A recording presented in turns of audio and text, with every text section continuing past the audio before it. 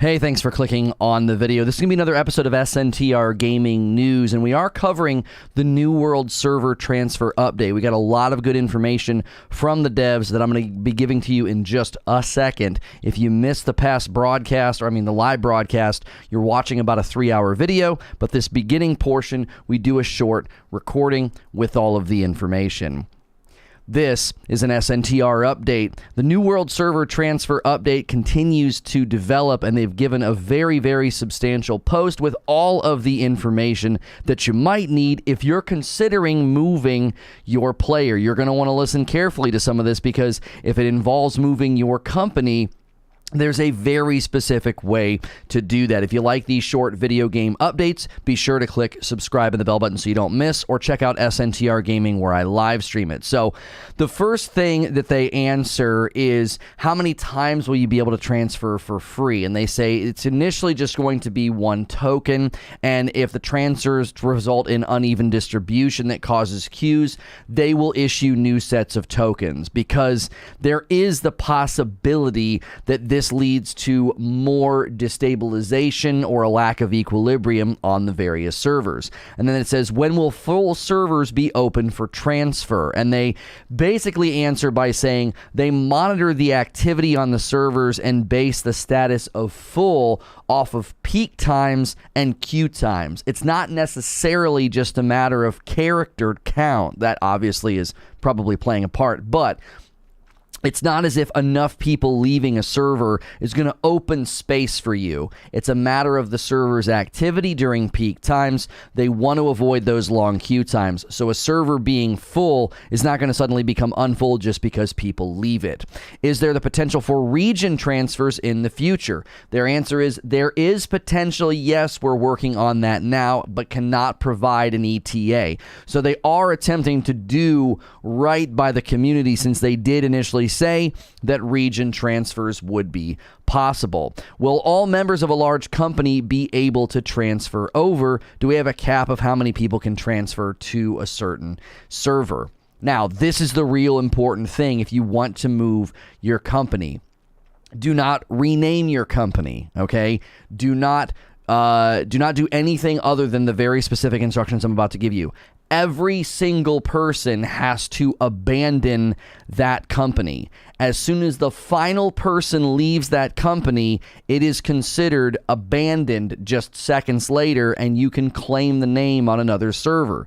So if the name of your company is the Rageless Rose Coffee Company, and everyone leaves, as soon as the last person leaves, the name becomes available on the other server. Do not change the name, because if you do that, the name will not be available. You have to empty the company so it's abandoned in order to get reuse, okay? Large companies should consider the implications of moving as a group to a busy server. This could cause the server to get to full status after the move. We will warn a full day ahead of time of any full status changes in the first week of server transfers being available. So keep in mind, if you're going to a server that you know is maybe a little notorious for being full, you might not want to take all 100 of your company members there. Are there any plans on adding new worlds for the regions and the areas and recommended languages? They're going to continue to monitor and do that as needed. Is there a time frame to use the transfer by? Because you're getting a token to do this with. There is no time limit. You can save it for when you need it. Tokens are 1 per account, not per character. 1 token per account. Will you be able to move within the same world set? Yes. For players who aren't able to transfer their character to their proper region, will there be some sort of XP boost or compensation available? They said, we heard feedback from those affected by this issue and started to work on a cross-region transfer based on it. Unfortunately, this will not be in the first release of transfers. So they have no plans to give you like an XP boost if you have to make a new character. They are instead working on region transfers that will come at a later date. Why do we make character and company names global if we can't transfer across regions? They said, look, we're looking into this. That's actually a good question. That's why they're looking into region transfers. Will there be a way to determine faction demographics on a server before transferring? So if you're like, hey, I want to know if Purple's doing well on this server, there's no way for you to know that before joining the server or transferring to it unless you have people there already. Maybe you have somebody that's telling you, hey, my server's pretty dope, come on over. So there's no out-of-game way to achieve this. Transfers themselves, as well as players choosing to change factions, could change demographics considerably, so any sample taken ahead of time might be misleading. So consider that. If your buddy tells you Purple's doing great, that could change in a couple of weeks if it gets stormed, the server gets stormed by a bunch of green. Can we open the window of when you can transfer for longer so that you can do the unlocked servers? Tokens are permanent, so you don't need to worry about that. Do you remain in your faction or you have a chance to go to a different faction? Your faction status will be the same after transferring, okay? So you're not going to be able to, to switch factions because, again, you're not just going to be able to hop servers and join the leading team. If we own if we own a region on our current server, will that affect our ability to delete the guild if deleting the guild is required? It says, no, you can still remove all members from a company that owns a territory. And then the last question, can we get an answer on the go with high pop servers and transfers, especially in regards to cases where people have a character on a high pop server they wish to join, but have been focusing on a lower pop server for playtime? They said, it will still be necessary to check the potential full status of a server. If it is full, you will not be able to transfer to it, even if you delete your character on the server. This is related to what I said before. Full status has nothing to do with character count. It is based upon server activity. So don't delete your character thinking you're going to open up a spot. That's not how it works. The full status will only go away if the server activity and queue times go down during peak times. It's not based off of character count. It's based off of activity. I hope you found this video helpful. If you did, hit subscribe and the bell button, and I'll see you in the next one. And I'll see you guys right now. Good morning, good afternoon, and good evening. I just realized there's no music. I started without any music playing, so it might seem a little quiet. Apologies about that. My wife had a Zoom call last night, and so I closed all that stuff down for her. So that is that's a quiet one. That's a quiet opening. So thank you guys so much for being here. Good morning, good afternoon. That's the wrong scene. Good morning, good afternoon, good evening, and welcome to another episode of SNTR Gaming. We appreciate your guys' support for the channel. We appreciate you guys supporting New World content. We are going to be getting back to variety, but the server transfer update was a little bit too big to bump off of the lead story since everybody was really trying to get information about it up to this point. So the Frickmas blend for the first time this morning, I'm very pleased. Oh, I'm glad you liked it. A couple of people have said they enjoy it more than the dark roast. I got it in my cup right now. My wife is having a hard time deciding whether or not she thinks it's better than the dark roast, and that's the Madam Challenge you can take. Order a bag of dark, order a bag of Frickmas blend, and choose for yourself. Or just do the green light special. Get all three colors. We basically got a stoplight. We got a red, yellow, and green. So you can get all three colors and decide for yourself which one you think is best. So, greetings, my friends, my bros. Super excited for the server update. Yo, what's good, Ashen? How are you? What's good, Legend Status? Good to see you. Good morning, Vinny. How are you? Masami, Google Beats, Greenside, Murph Dog, Moody, Quiet Shy Girl, Gaming Fire, Cody, Errol, Rygen, Robert, Sheets, there's Zubair. All this purple versus green talk makes you think of the Drazi. Kareem says, it seems like New World's more broken than expected. Well, this is not an actual issue of being broken. This is a solution for people to go where they want. So when the game first launched, they obviously had problems with server queue times, so they added new servers and told people, just make a character and get started, you can move your character later. It was a quick solution, that I think was a good response. It didn't help those of us that were on very populated servers, but it certainly helped everybody else jump in and play. The Frickmas is a medium roast bowl of ketchup. What's good, Insanity? What's good, Omega? J Murph, Distorted, Ghost Archer, King Key, Sandy Bell, 5900, OG Boxer, Nighthawk, Melrose, Mike. Good to see everybody. Guys, don't forget that this afternoon we are starting the Say No to Rage story with the prelude, and it's going to go live. It's going to premiere at 3 p.m. Eastern over on SNTR Presents, and then we will follow it with a live AMA. I was referring to Upper Echelon's video, though. Watch if you didn't.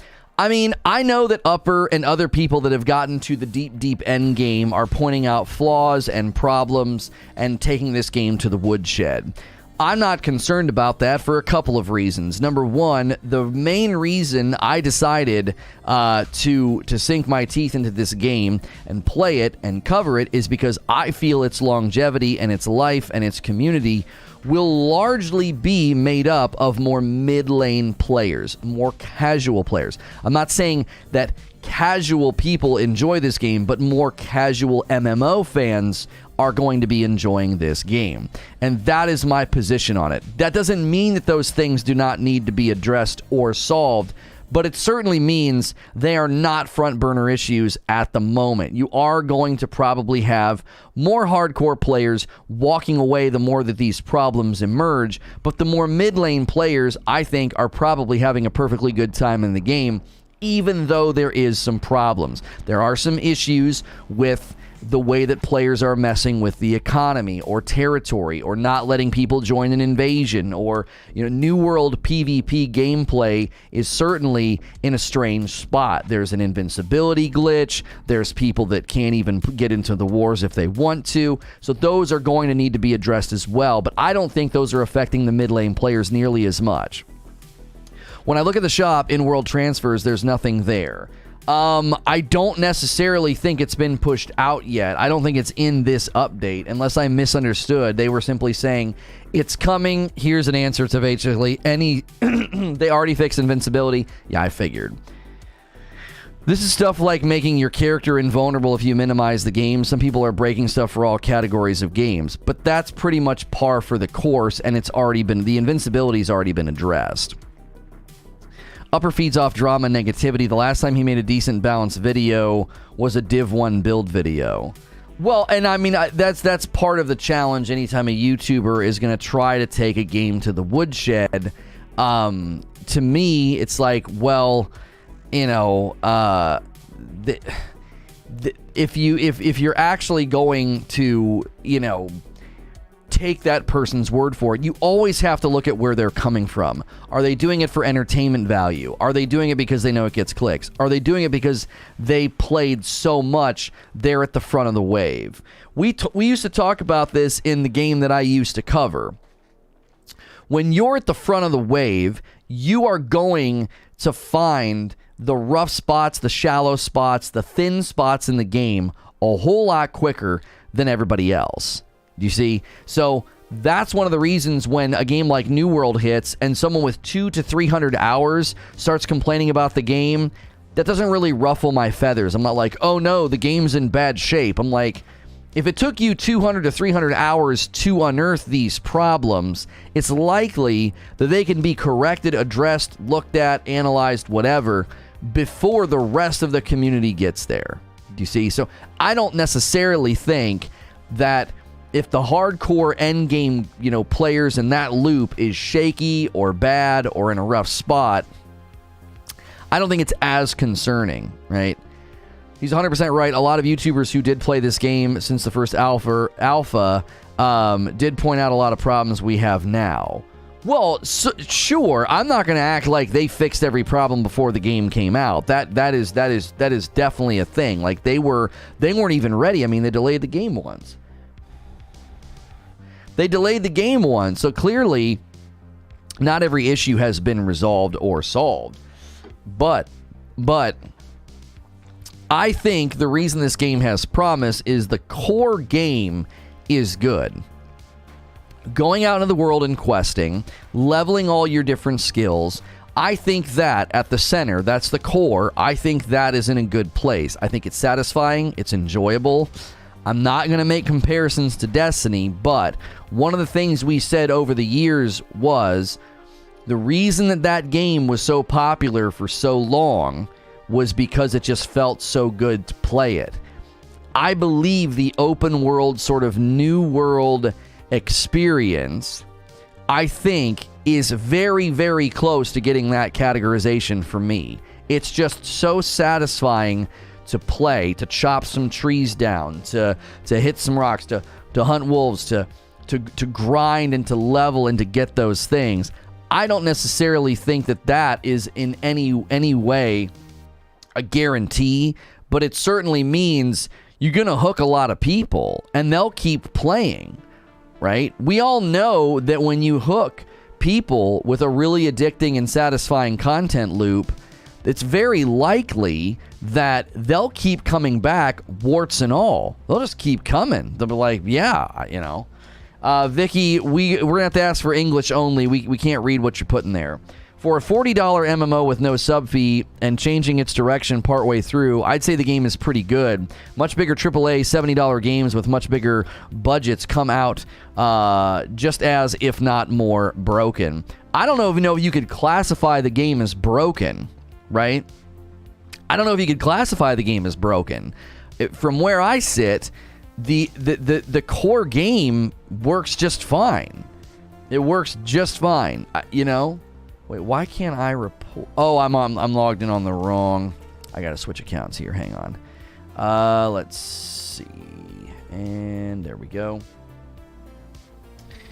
And I'll have to reload chat to take care of this. I'm not sure what's going on. There we go. Broken is Outriders.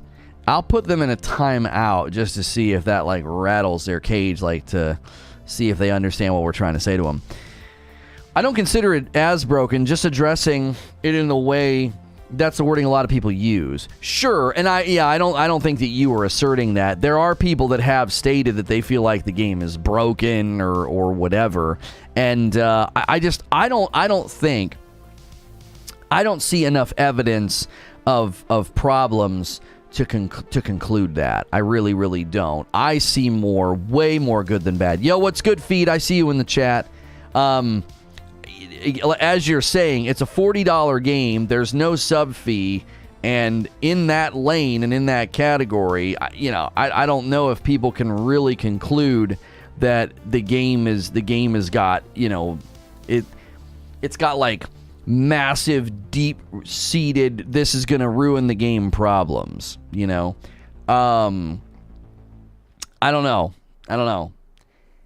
This is the real dilemma, I think. I think the ongoing content plan matters more, and that might seem weird, right? That might seem weird, but I think the ongoing content plan matters more. Because if you can keep those mid-lane players happy and feeling like the game is fresh and things are going on and the game is getting updates, then you'll be fine. You'll be fine. There's so many of those people. As long as you're monetizing their engagement in some way. What's good, Mo? What's good, Gritter? If you can monetize the mid, and you get them to engage and you get them to keep playing and they keep spending money, then I think the game will be fine. You don't need those super crazy hardcores that play for 300 hours and are like, oh, I discovered that there's a missing material in the game. That's not going to sink your ship. You know what I mean? That's not going to sink your battleship. Like Cyberpunk? That's right. I'm not going to give up on this argument. But there is no argument, Greenside. There is no argument. Cyberpunk was in such bad shape, it was literally removed from a storefront, and people were issued refunds. If that's the category you're in, that your game launched so poorly that people got refunds and that Sony took it out of its storefront, you don't really get to be like, yeah, well, New World's in the same boat, when New World was $40 and they've not had to issue any refunds. They've had an overwhelming amount of support, engagement, and growth. I don't think it's a comparison. It worked for me and I enjoy it. Right, but again, if you're attempting to make a comparison to a bad launch, there is not a comparison. You're talking about a game that was so bad, it's like it's a historic thing now. That's historic. For these companies to offer refunds, that's not been a thing historically, that you could just like, oh, give me a refund, the game wasn't very good. The game was literally so bad that they issued refunds and took it out of a storefront. You can't compare that to virtually any other game. You can't even compare it to Outriders. Outriders was super bad at launch. It had issues, it had bugs, it has glitches, but it wasn't so bad that people were getting refunds and it was getting ripped out of a storefront. You know what I mean? They have to give away DLC now? Right. This game isn't even remotely close to Cyberpunk. New World doesn't even compare to Cyberpunk. Cyberpunk made history for its level of garbageness. Yeah, that's what I'm saying. Like, I think it's great that people like it. I'm not going to try to talk you out of enjoying Cyberpunk, but you cannot compare New World launching, having server queue issues, and there being some bugs in the game, like bugs and exploits. You can't compare that to what Cyberpunk had. It just isn't the same. New World's PC only. There are plenty of PC-only games that launch and have so many problems that they have a massive, massive amount of bad reviews, and they get a surge of refunds, right? You get a surge. You get a surge of refunds. That happens all the time. New World being PC only doesn't protect it from that. If anything, it opens it up more to that. If New World was as bad as Cyberpunk at launch, they would have had significant, just a swarm of bad reviews on Steam and a swarm of refunds. And they had the opposite. They had so many people playing every single day, they had to add servers. Even a week later, we were still dealing with queue times. That's the opposite of what happened with Cyberpunk. Cyberpunk was so bad, so unplayable, that people were getting refunds and Sony took it out of its storefront. It just isn't comparable.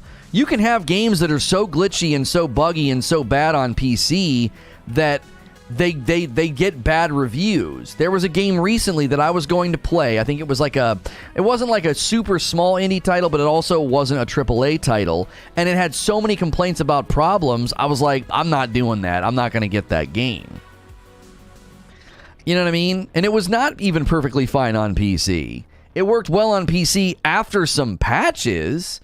Like, I don't know. I think people enjoy Cyberpunk, and it totally makes them blind to the fact that Cyberpunk was an embarrassment. I mean, it was an actual embarrassment. The worst thing that happened with New World at launch was they weren't ready for the number of people to log in. Like, they had server issues.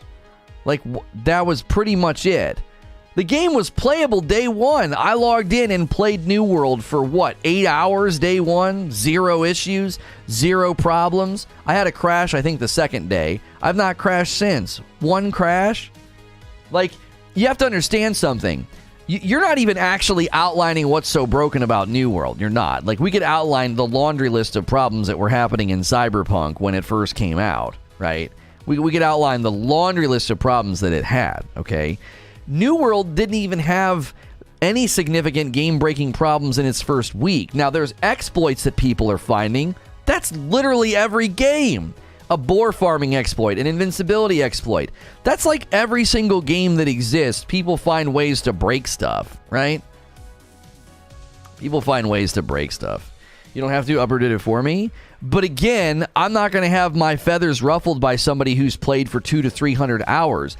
Endgame issues exist in virtually every single game that attempts to have ongoing gameplay. Whether it was Diablo 3 at launch, all the woes that both Destiny and The Division have gone through, even Borderlands 3, right?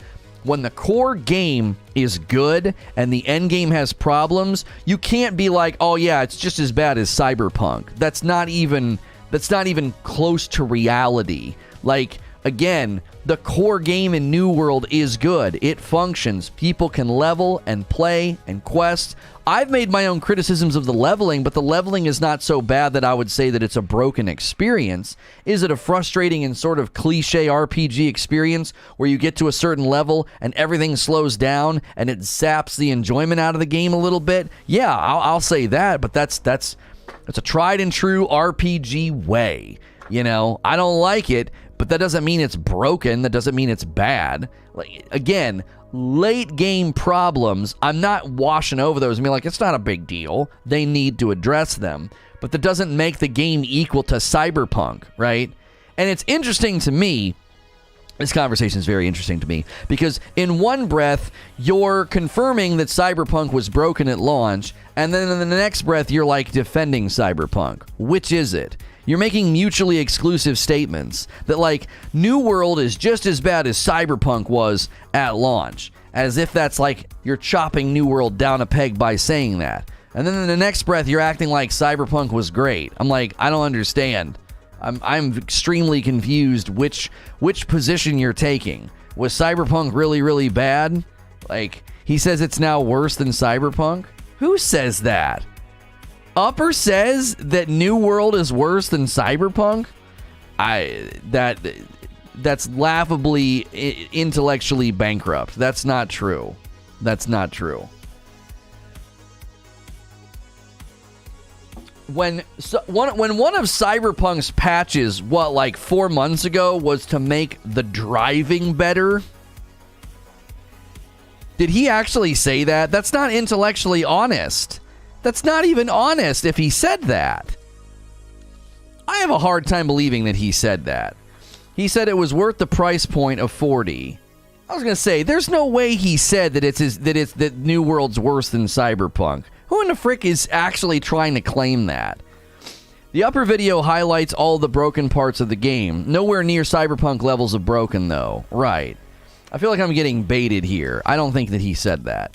A good chunk of his critique is leveled at endgame events not working. I'm pretty sure he said it's still fine for 40 and for players who are leveling up. Yeah, that sounds like a pretty balanced video to me. He's essentially saying what I said, but he's obviously taking a hatchet to the end game because that's where he is. As I said, when this entire discussion started, somebody who's played for 200 and 300 hours taking issue with broken stuff in the end game, that doesn't really concern me, right? That doesn't really bother me because if the base game, if the core game is good and working, then the game should be fine. Because the main reason I started playing this, right?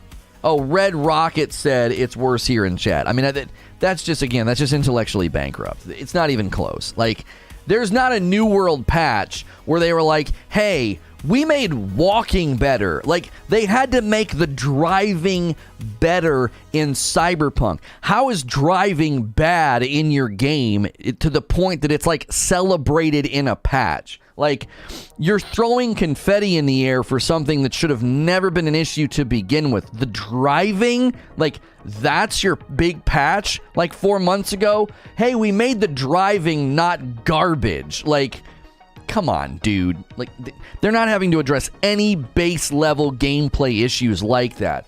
Lag, server issues, and issues with PvP combat and exploits, that's not in the same universe as our driving was so god-awful we had to patch it. Like, it was so bad. It was one of the most complained about things with respect to traversing the city that it's basically the focal point of a patch. Come on. Novels for patch notes, right? Like CVS receipts of patch notes, just all the things they had to fix in that game. Get out of here. The Cyberpunk cop system did get a tiny patch, but it's still lacking car chases.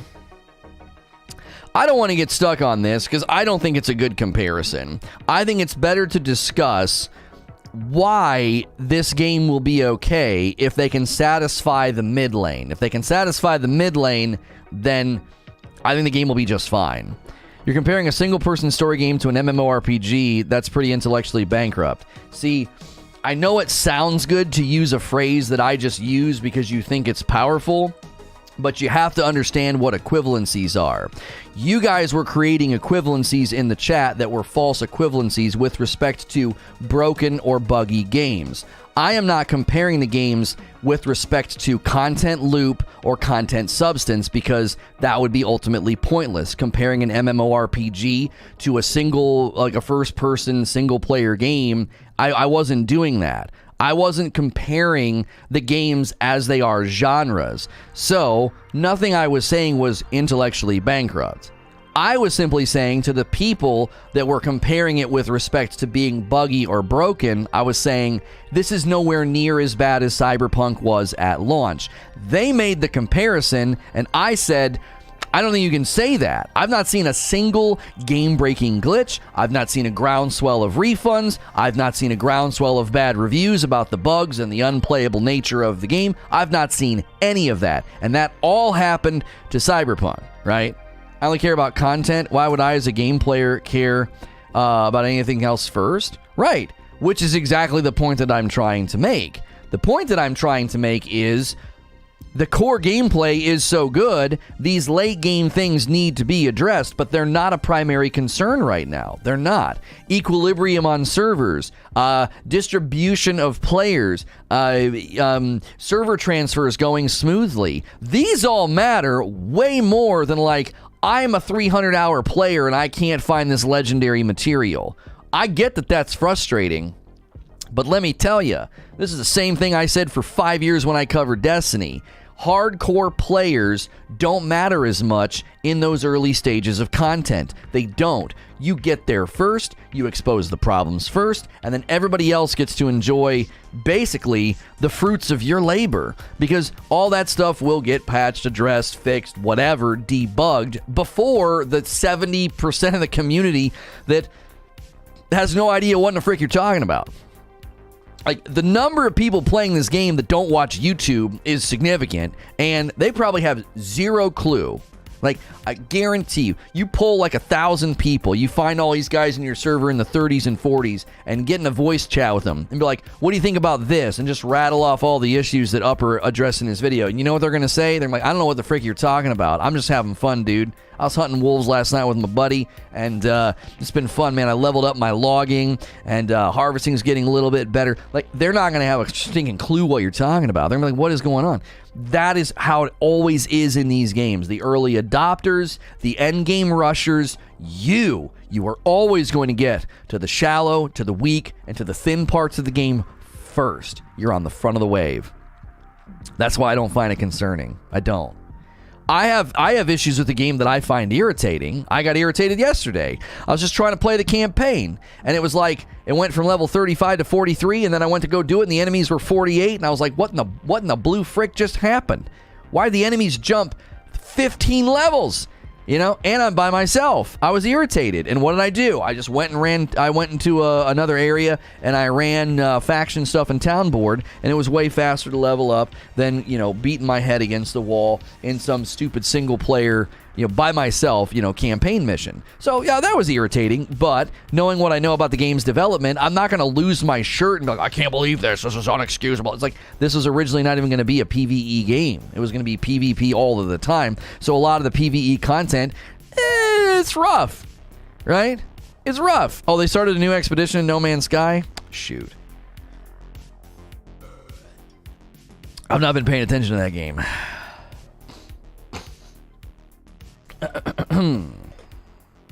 Thanks, Lono. It's so much fun when you can talk about a game like that. Oh, how I'm talking right now? I mean, I missed it, obviously. I missed it, but not that it entirely matters what UE said, but he did say it's approaching Anthem level. That's what he said. Again, what is Upper doing? Upper's at the front of the wave, so what's he doing? He's potentially making a fair comparison, okay? I'm not going to bludgeon the guy and be like, that's not accurate. He could be making close to a fair comparison because Anthem's endgame was pretty thoughtless. The endgame loop wasn't really there. They had contradictory stats. They had contradictory builds. They had drop rates that were abysmal. There was literally no way to do any min-maxing. You couldn't do it in Anthem, okay? Is that going on in New World? I don't know. I've not watched his video, okay? But I don't think, from the videos that I've seen and the guides that I've seen, I don't think anybody could claim that this game is reaching, like, end game levels of Anthem because you can't min-max. Because I've seen some pretty great guides on how to min-max your character. I've seen them. They're out there. You couldn't do that in Anthem. Go find a min-maxing guide for Anthem. There was none because you couldn't get any loot. It was terrible. And the loot you got didn't make any sense. A guy made a whole spreadsheet on this on Reddit. Anthem was awful. It made no sense. It didn't. You couldn't min-max an Anthem. It wasn't possible. It was literally impossible. So, if he thinks it's getting close to that or it's approaching that level, it's approaching the Anthem level. I don't know. Probably not. I would say I don't think that's accurate. If it's got endgame problems and the endgame seems to be, if the endgame seems to be a little disheveled, I could see why somebody might harken back to and remember how bad Anthem was. But my gosh, you in the most literal sense could not min-max in Anthem. You couldn't do it. The one pushback, the Anthem developers couldn't do much about it. Problems with the engine, resources. We don't need to rehash Anthem's problems. I'm talking about the result, the product. You couldn't even do the thing that the end game was about. You can do that in New World right now. You 100% can do a very specific build, get very specific weapons and jewels and everything else, and be really strong at a particular thing. Have you watched me play the dungeons in a really well-spec'd tank? It's freaking fun. Anthem was not that bad. I had fun playing it. Homie, I loved Anthem. Don't get me wrong. I loved it. But its endgame was truly awful. It was very disappointing. I loved it. That was one of the first games I started investing in, and I was experiencing channel growth and community growth covering a game that wasn't Destiny, right? I wanted so badly for Anthem to do well. I did. I had a massive amount of bias in Anthem's favor, because if it would have done well, we would have been able to diversify, and getting banned from Destiny in April of this year, it wouldn't have been as devastating because I would have had other games that I had started dipping my toe in. Division 2, we were having good growth and good experiences with Division 2, and then that game fell off in the end game. Man, I wanted so badly for Anthem. I still want Anthem to do well because there's no game that gives you that. There isn't a game where you can basically be Iron Man and make your suit awesome and go kill stuff. There's not a game like just launching out and flying around the world. I could do that for hours. I loved it.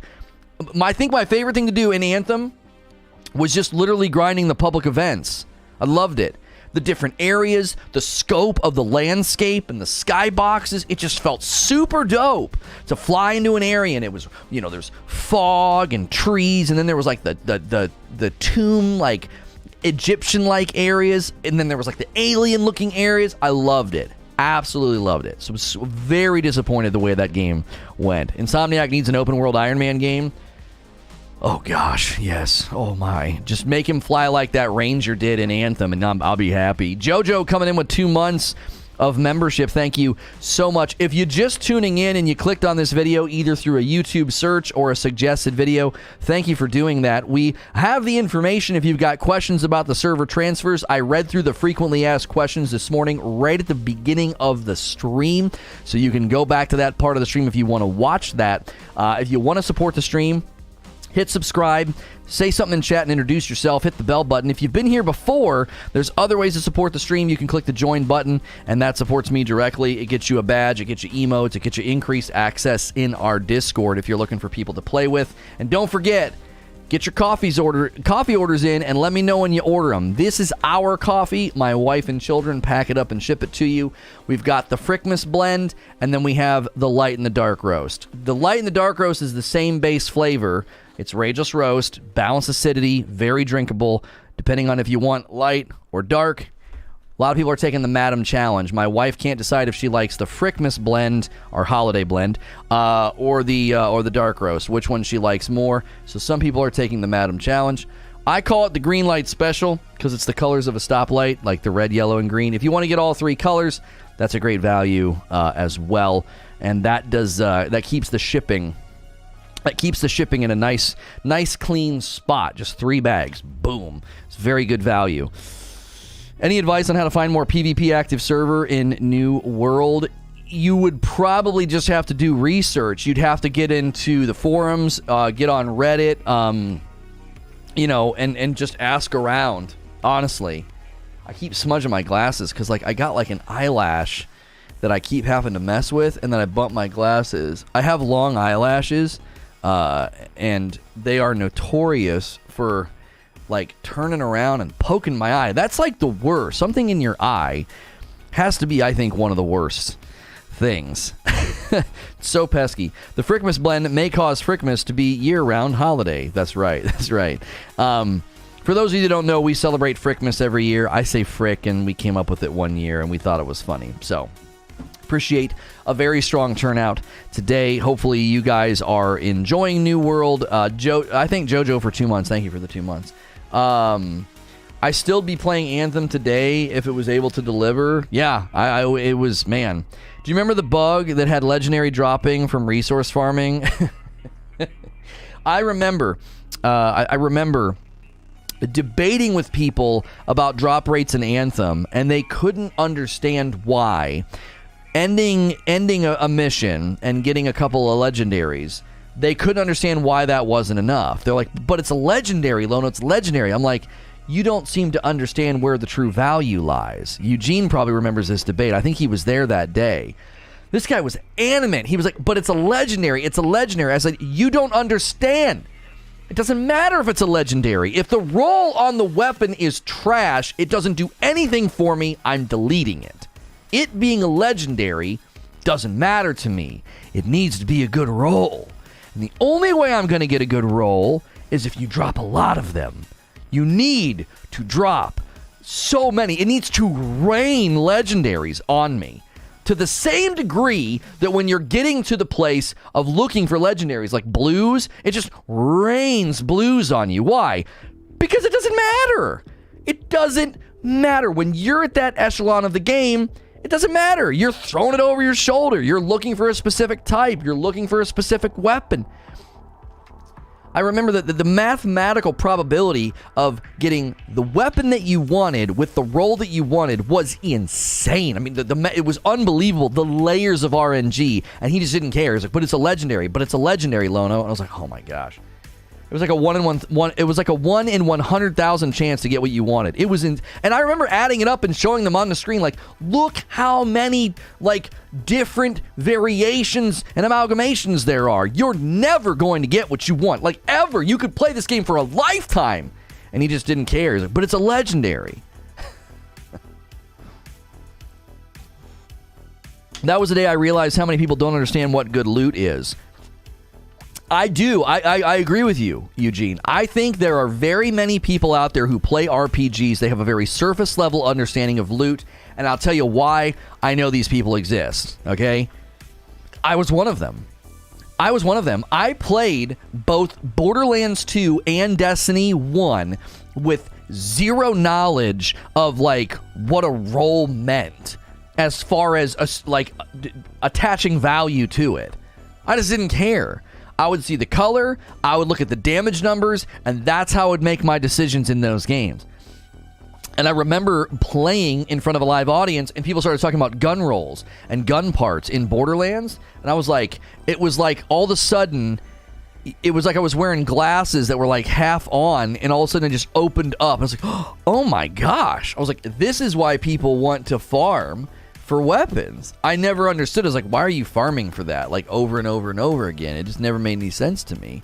And I remember thinking that, like, I think I made a video. I might have made a video about how farming is bad for games. I was just totally, I was just totally ignorant. I was. I ordered that coffee because I had a dream about it. Oh, are you serious? Somebody did order some coffee. Let's see who it was. They went for the stoplight special, green light special, whatever I'm supposed to not say. They went with every color, yellow, red, and green. Thank you, Zero Creativity, for ordering some coffee. We greatly appreciate that. Thank you. Always nice to start the day with a coffee order. New World has good earnable loot. I think the New World loot is good. It is a little frustrating the way they've treated the dungeons, because I'll run the dungeons once or twice, and if you're running a particular build and you don't get the things to drop that you want to drop, well, you know what I'm saying? By the time you start to get what you want, you know what I mean? It's like, I inspect the players constantly. I'm like, that's the role you settled for, right? Right? When you break, can you throw somewhere he's talking Dropbox?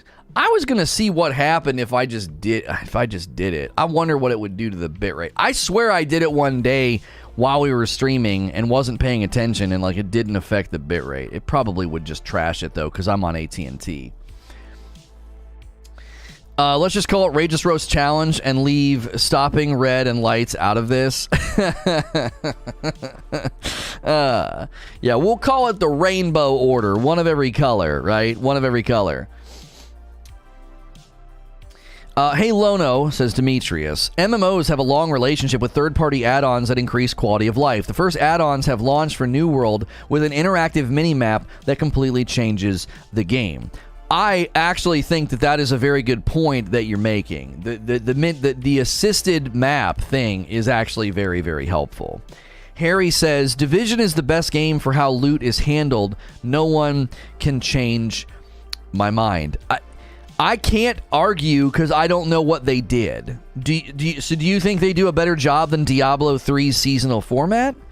Because Diablo 3 is one of the most praised for how they handle loot and how they handle the seasonal format. And so I'd be interested to see what's Division doing that's making you say that.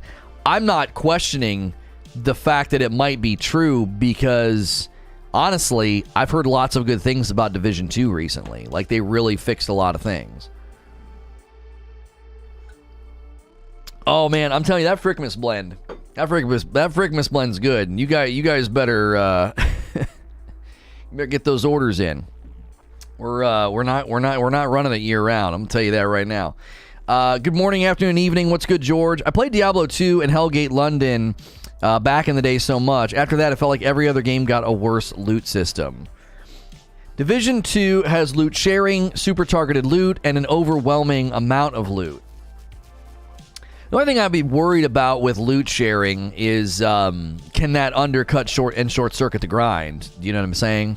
That's always a concern when I hear that. Immediate alarm bells go off.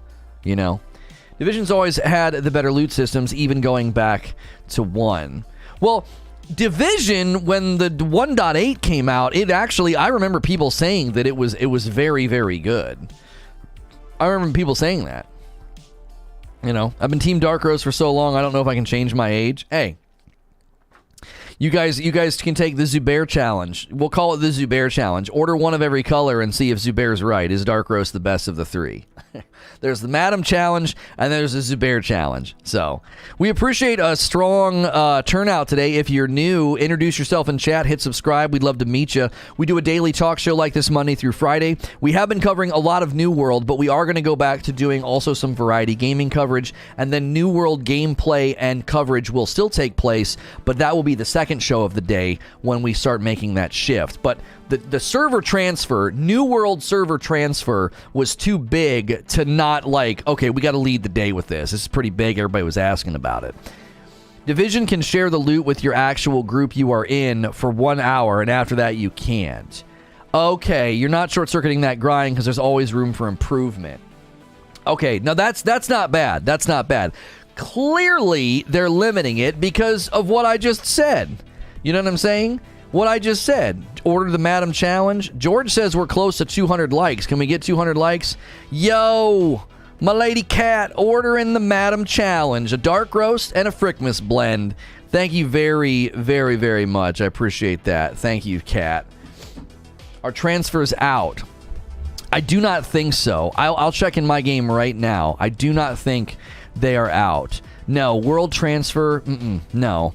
They've basically answered all of the questions about it again.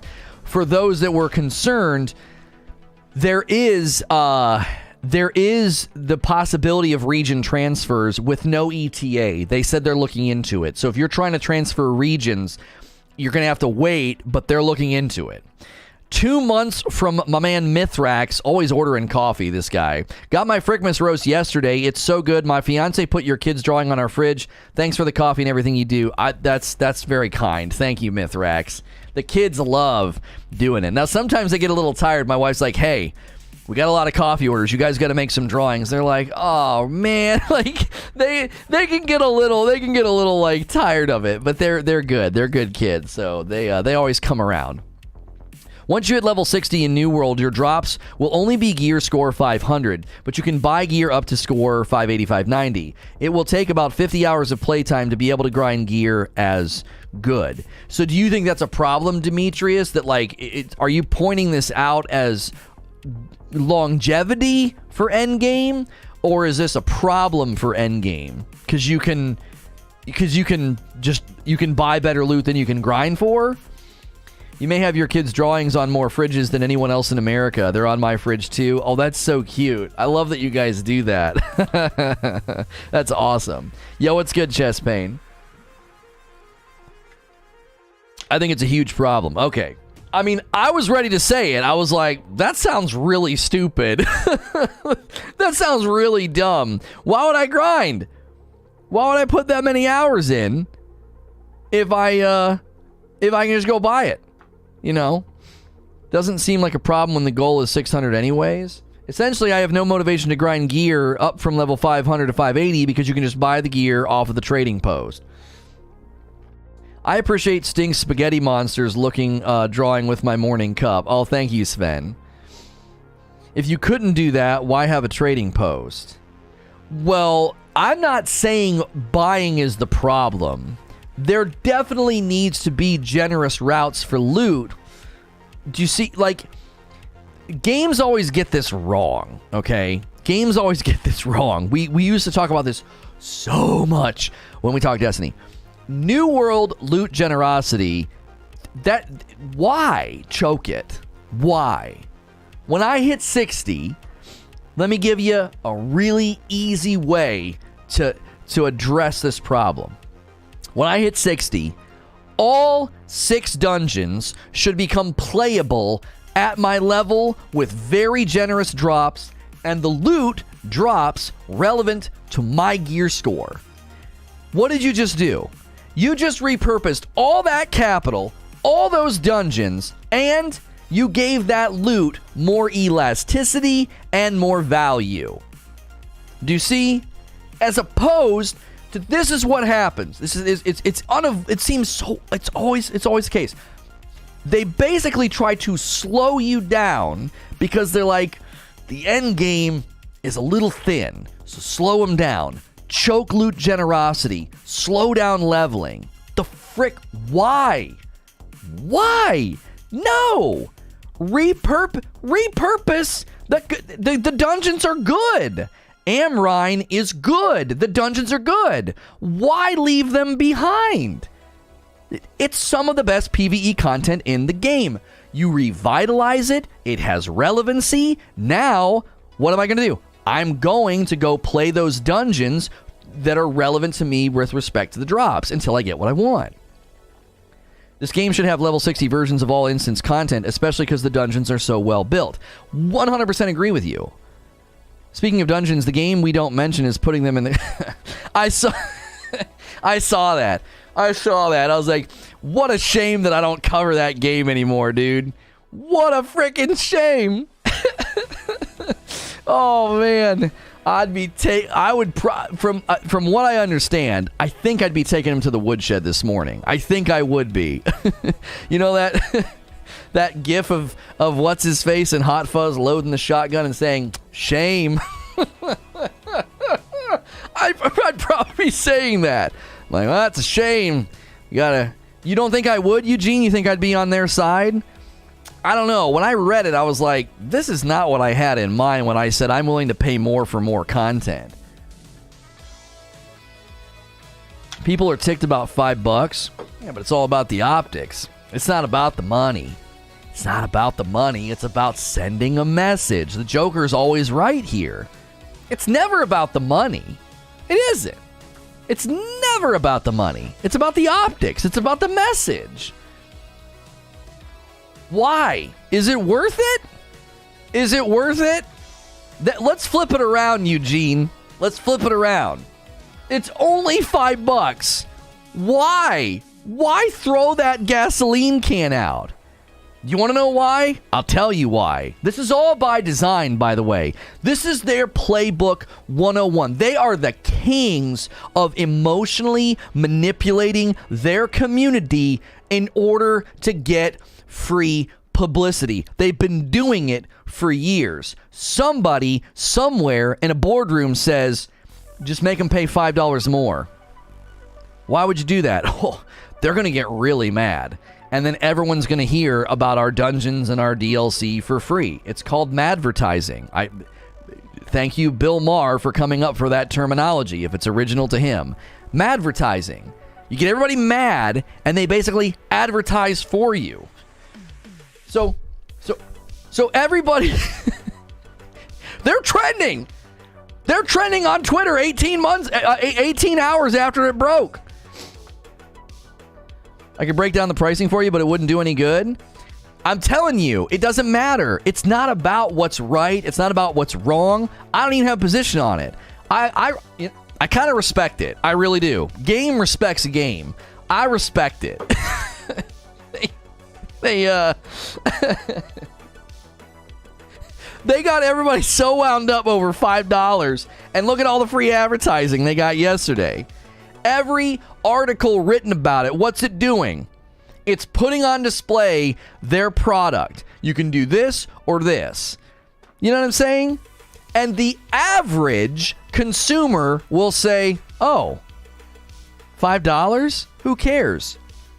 Do you know how many people go to a digital storefront and say, here's the $59.99 version, and here's the $69.99 version. It gives you everything. Just give me everything. It's worth the $10. There are so many people that do that, and then the developers are just running to the bank. That extra $10 is for, like, digital crap. Just literal junk that you're never going to care about. Like, everybody gets the same dumb skin. I swear I keep hearing something. Everybody gets the same dumb skin, and then you don't care about it a week later. You gave them $10 for frickin' nothing, for basically fricking nothing, right? For nothing. Come on. They did it to push the deluxe sales. Yeah, and they're getting a ton of free advertising for their deluxe sales right the frick now because everybody's ticked off about $5.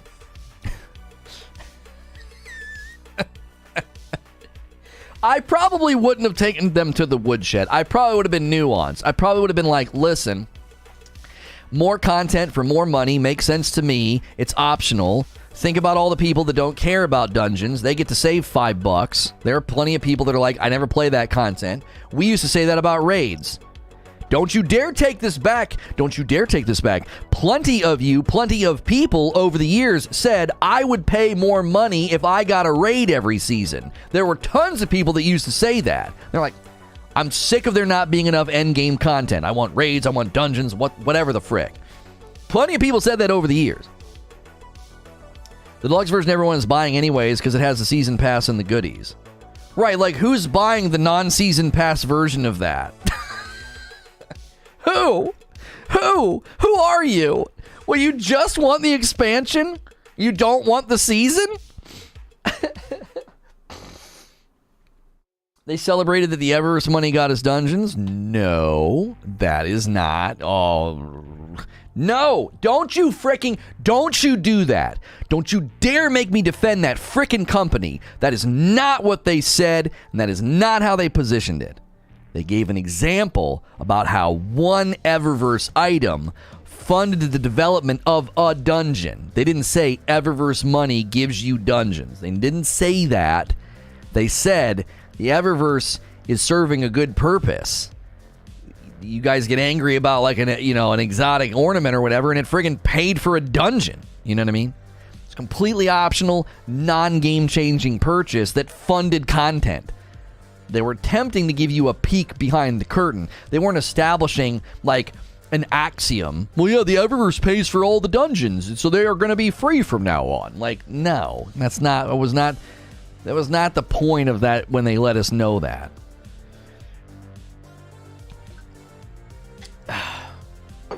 I don't want to talk about that game. I don't, because I made plenty of predictions about Witch Queen over the years. It was sort of like my holy grail. It was like, oh, this is all going to come to fruition, and I'm going to get to play it. And those mother effers banned me, and I'm not going to get to play it. You know? So I don't want to talk about that game. I like laughing at the community, though. I enjoy that the most. I enjoy that. I like laughing at the community. The community amuses me. The streamers and the content creators, they make me giggle. They're adorably stupid. Except for Astacross. I love him. But the rest of them are adorably stupid. Like puppies peeing in the corner and wondering why their feet are wet.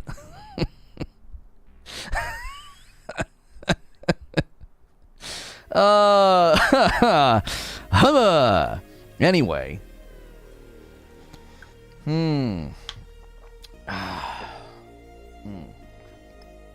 How do you see the shift in the faction standings playing out on our server now that character transfers are live? Okay, so they could approach New World territory factions that you know, tension in the game. They could address this in a number of ways. I think the easiest way to address it is territory resets on a seasonal button press, right? Seasonal button press, bloop, and then they reset everything. Now, that doesn't solve the fact that a server is 75% green, okay? I'm not saying every server is this way, but there are certainly going to be servers that are overwhelmed with a particular faction, which makes the territory control sort of a no-brainer. It's like, you know who's going to take over, okay? So, you'd have to hit this from, like, 4 angles, okay? You'd have to hit it from, like, 4 angles. You'd have to hit it from the reset angle, which would cause the power vacancy and player pain, I would say. I think it's okay to do that. Like, I think that's fine. The second thing you have to figure out is incentive. Can you incentivize players to join a different faction? Can you incentivize something that would establish or achieve some sense of equilibrium, if that makes sense? Because if the greens are like, we're going to go green again, and we're just going to take over the map, you're not achieving much, right? You're not really doing anything, okay? So, you have to figure out a way to incentivize that. Like, what are you going to do if a server is overwhelmingly one color? What are you going to do? I saw we had server transfers. I had a debate if I wanted to join your server right now. I don't know how active the company is, and the purple faction is getting destroyed. Our actual faction, I would say, is our company. I'm sorry. Our company is pretty active, but yeah, purple is just getting shellacked. It's basically a green-orange war on ours. But we have 40 members. And I'm looking at the levels. I'll just shout out the levels here, and I'll also let you know that typically there's always about 6 to 10 people online out of the 40, which is pretty good. That's a pretty good ratio. A 56, a 25, a 39, a 45. I am a 48. A 34, a 19, a 14. So we got a couple low guys here, and they haven't been on in a while. So DeWitt and Teddy haven't played for like 2 weeks. There's a couple more here that haven't played in a while. Dannenheim, Emperor Salt, and Gan Hammerfall. Yeah, we got some people. We definitely got some people that aren't playing. Let me tell you. 1, 2, 3, 4, 5, 6, 7, 8, 9, 10, 11, 12. We've got 12 people that haven't played in about 5 days or more. That hurts. That hurts. That's a chunk of the group not playing like at all. So 1 to 2 weeks off for about 12 of the members. Everybody else has been on within 1 to 2 days, right? 1 to 2 days. That's pretty good, right? Everybody else. So out of 40 members, I would say there's about 30 to 35 that are pretty consistently active. So that's not bad. Were you calling late game hardcore players beta testers because they reach the end game and find the black eyes in the end game? Well, I mean, obviously, you could extrapolate that from my comments. Yes, that they're beta testers. The reason I don't want to frame it in that way is because beta testing is generally meant to, and this is, oh gosh, the evolution of a beta test. Holy frick. So, historically speaking, an alpha or a beta test was a rough version of the product, and they were hoping to get, they were hoping to find bugs and other things and, glitches and blah, blah, blah, blah, blah. Okay.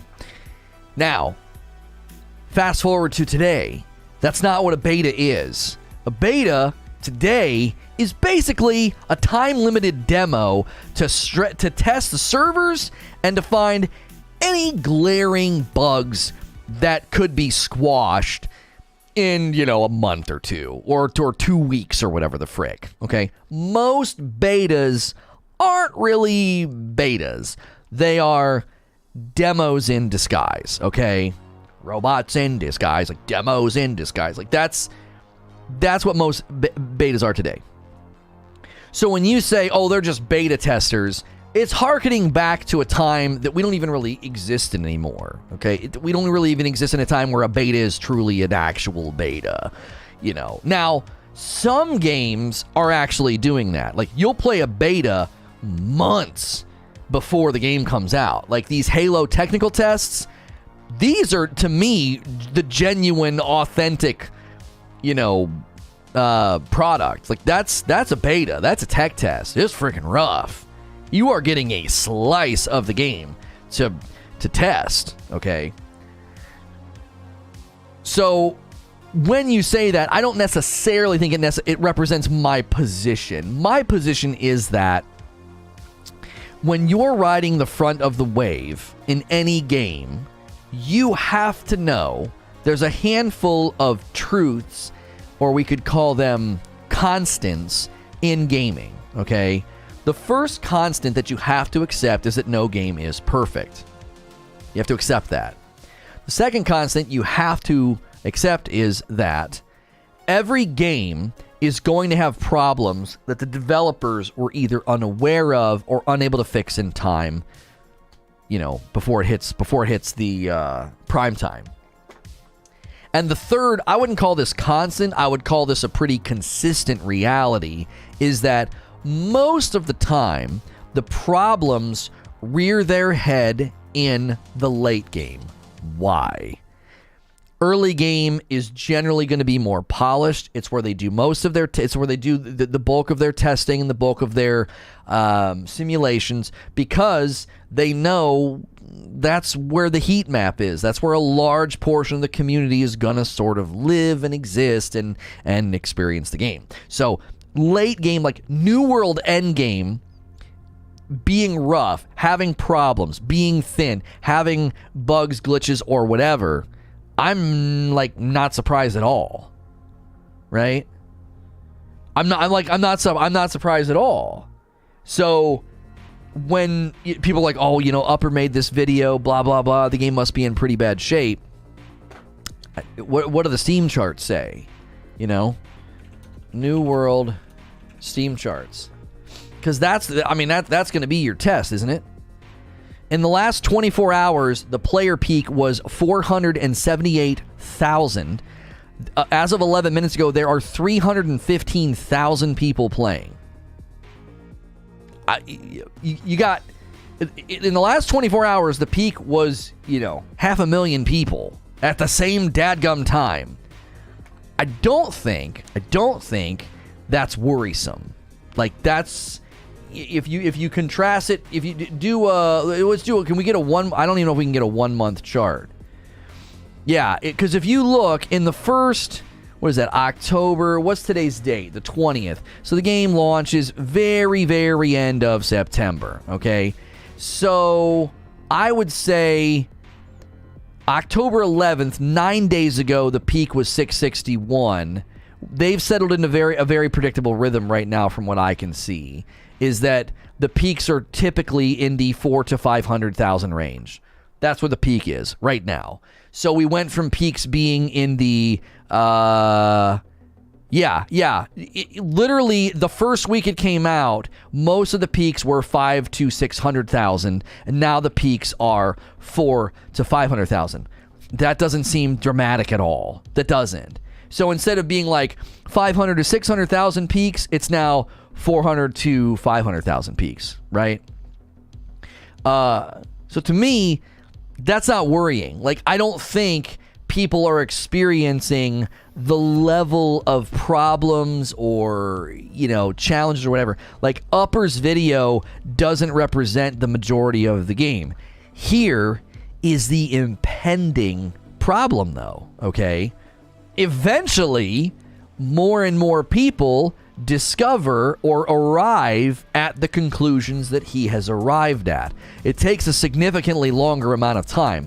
The dude has probably lived in the game for, 7 full days, okay? So the question is, the current player base being pretty strong, seemingly pretty resilient, and very high in player count, how long will it take for people to get to sort of the upper echelon conclusion that the end game's just got so many problems?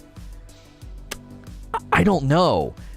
My theory would be, if the player numbers stay put all the way through November, I'm going to tell you something. I'm going to tell you something right now. The mid lanes are going to carry this game. I really, truly think that. I really do. He even says that. He says that eventually people will get to where he is. Right. I wonder if that'll even be a majority, though. Do you see?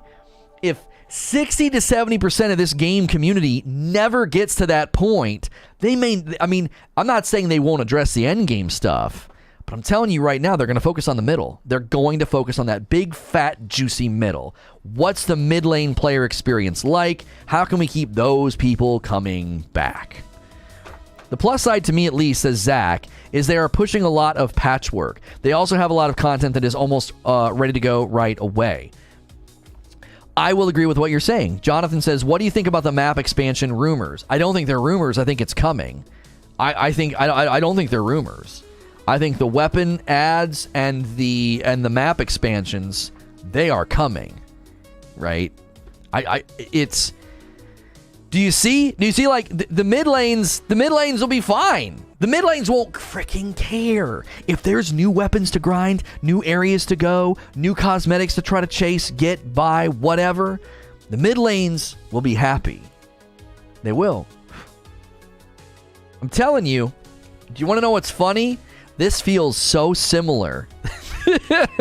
This feels so similar to the game I covered for 5 years known as Destiny.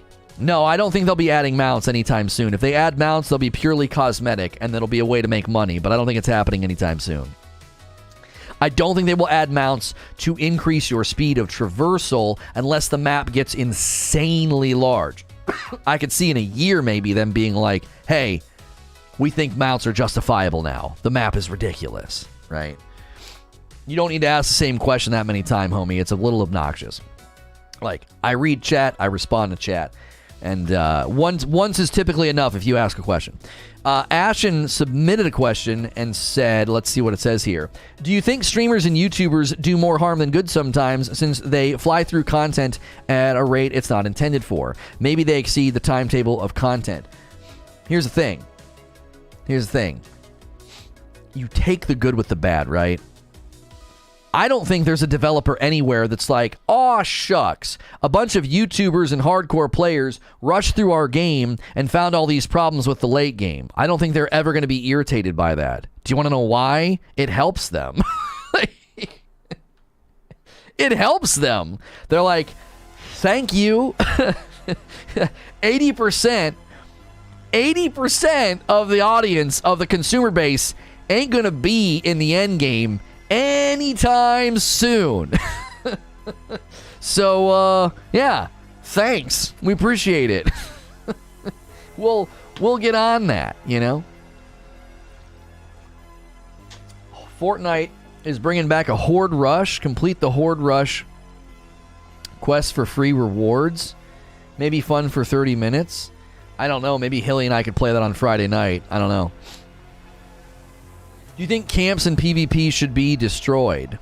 I don't have an opinion on that right now. I don't know what that would bring, good or bad, if you decided to do that.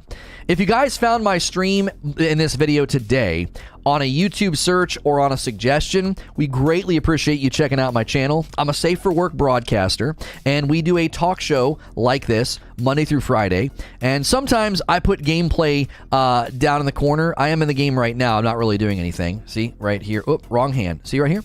And we do gameplay in the afternoons. So we typically do 2 streams, a talk show in the morning, and then gameplay in the afternoons. The New World coverage and gameplay will continue, but we are going to sort of get back to the morning show being more variety. There's a lot of gaming things happening, a lot of gaming news that we like to cover. So a lot of people treat me like video game radio. There is a variety of ways to support. Do me a favor and smash the like button if you haven't yet. That helps out the video. Subscribing is free. It ensures that you won't miss my content or my streams. And there are paid ways to support what I do. If you're enjoying the show, you can become a paid member by clicking join or use the join command in chat.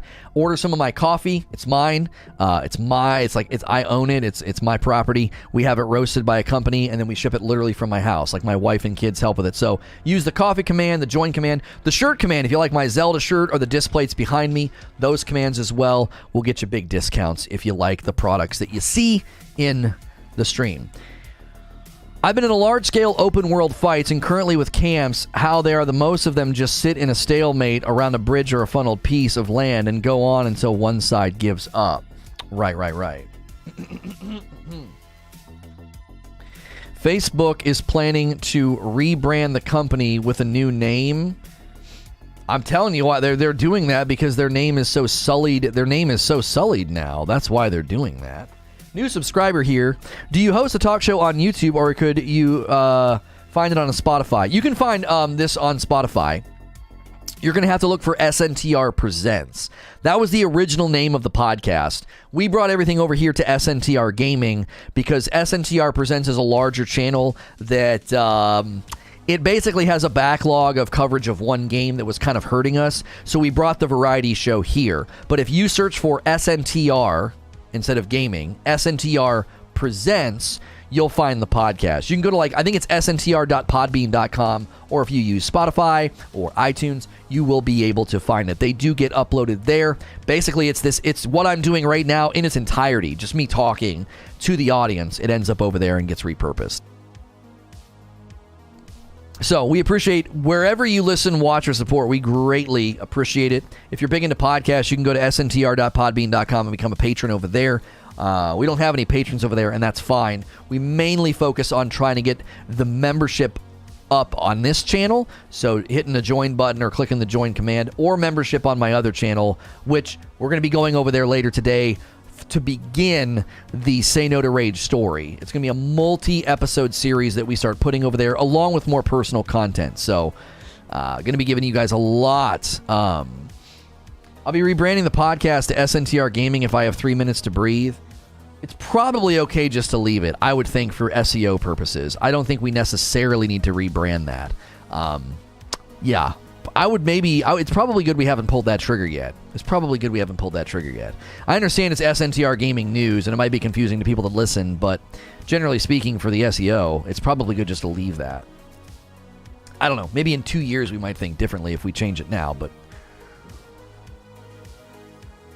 Should they raise the Azoth cap? That's a great question. I think they should. I think that the later you get, it becomes so costly to travel with Azoth that they should consider raising the cap so that when you get into the late game, you can stack more of it. So when it's time to travel, you don't absolutely decimate you know, what you have. Any plans to try out the new No Man's Sky Expedition that dropped today? I will probably boot the game up and do a short video for you guys that you can see everything and see all the challenges. That game doesn't really fit with what we do. It takes too long to do anything, and it just doesn't seem... I love that game. I do. No Man's Sky is special to me.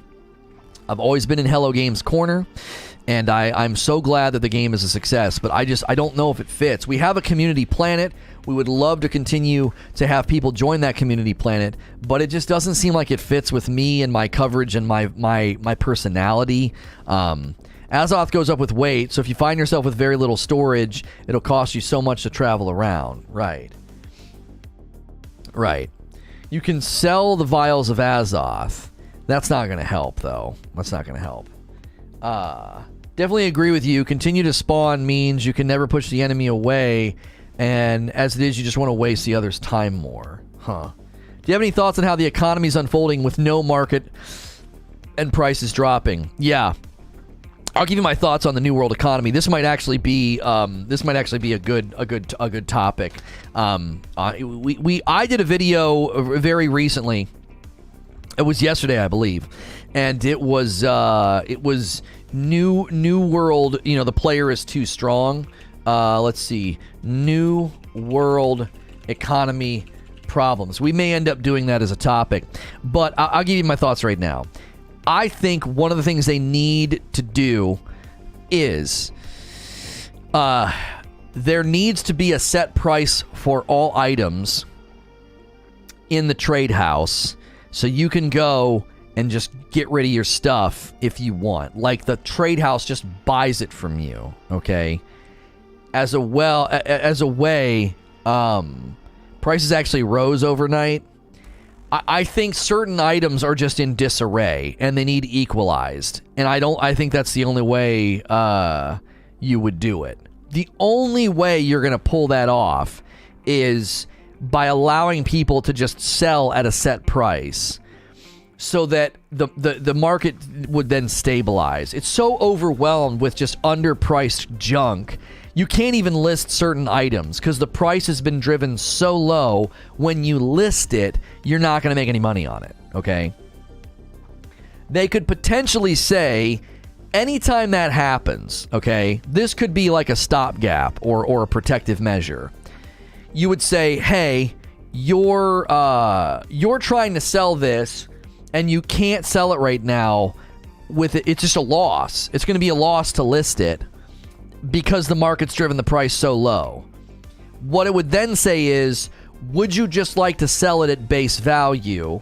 And they would let you sell it at a base value that's not great, but it at least lets you get rid of the inventory, free up that space, and not have to be like, what the frick am I supposed to do with this? It has zero value now. If I try to sell it, I lose money, okay? There need to be protective measures in my mind so that doesn't happen. Because, like, I was going to trade houses all day yesterday trying to sell iron hide, thick hide, some other kind of hide, and if I tried to sell it, I was going to be losing money just to list it. Like, what the frick? Maybe instead of the trade house buying it off of you at a set price, they would start to say, if you're going to list it at a loss, we'll lower the listing price to empower you to at least list it. Unfortunately, if they do that, though, I think the price would literally just get driven eventually down to a penny. And then the market again is going to be flooded with something that no one wants to buy because there's too much, or you're never going to be able to sell it because there's going to be 1,000 people in front of you selling theirs for a penny as well. You see, that would also induce gold farmers and more bots to sell gold. Yeah, that's another problem. The folks that are breaking TOS and selling, they're not allowed to do that. They're selling gold for like real world money. Yeah, that also needs to be addressed 100%. I don't know the solution because you probably have a ridiculous amount of people doing it. Sell to a market pool.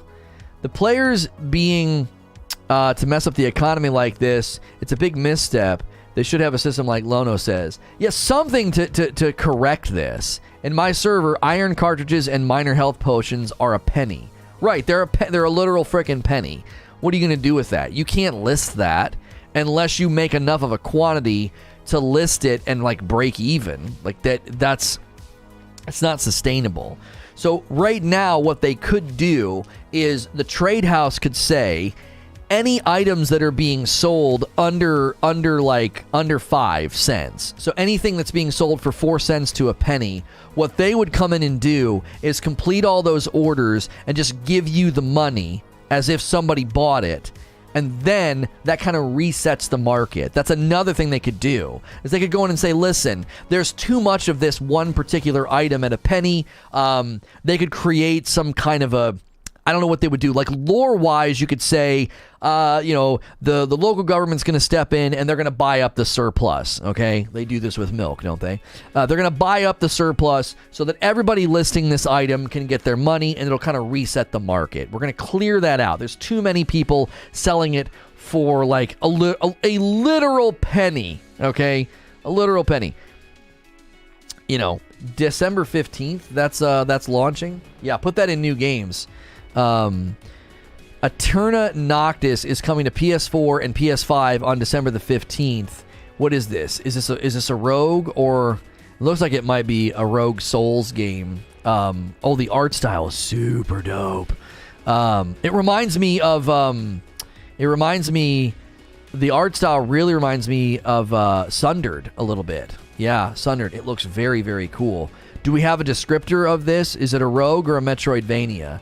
I'm hoping Metroidvania. It looks like a Metroidvania because of like I saw him using like a whip to grab stuff. That one looks cool. Games like RuneScape have multiple things that set the base value of the in-game items. Not only does the player market dictate item value, but so does NPC buy prices. Right. It is a traditional 2D Metroidvania mixed with unique gameplay mechanics never seen before. Excellent. Yeah. Thank God. Exactly. It's another Rogue.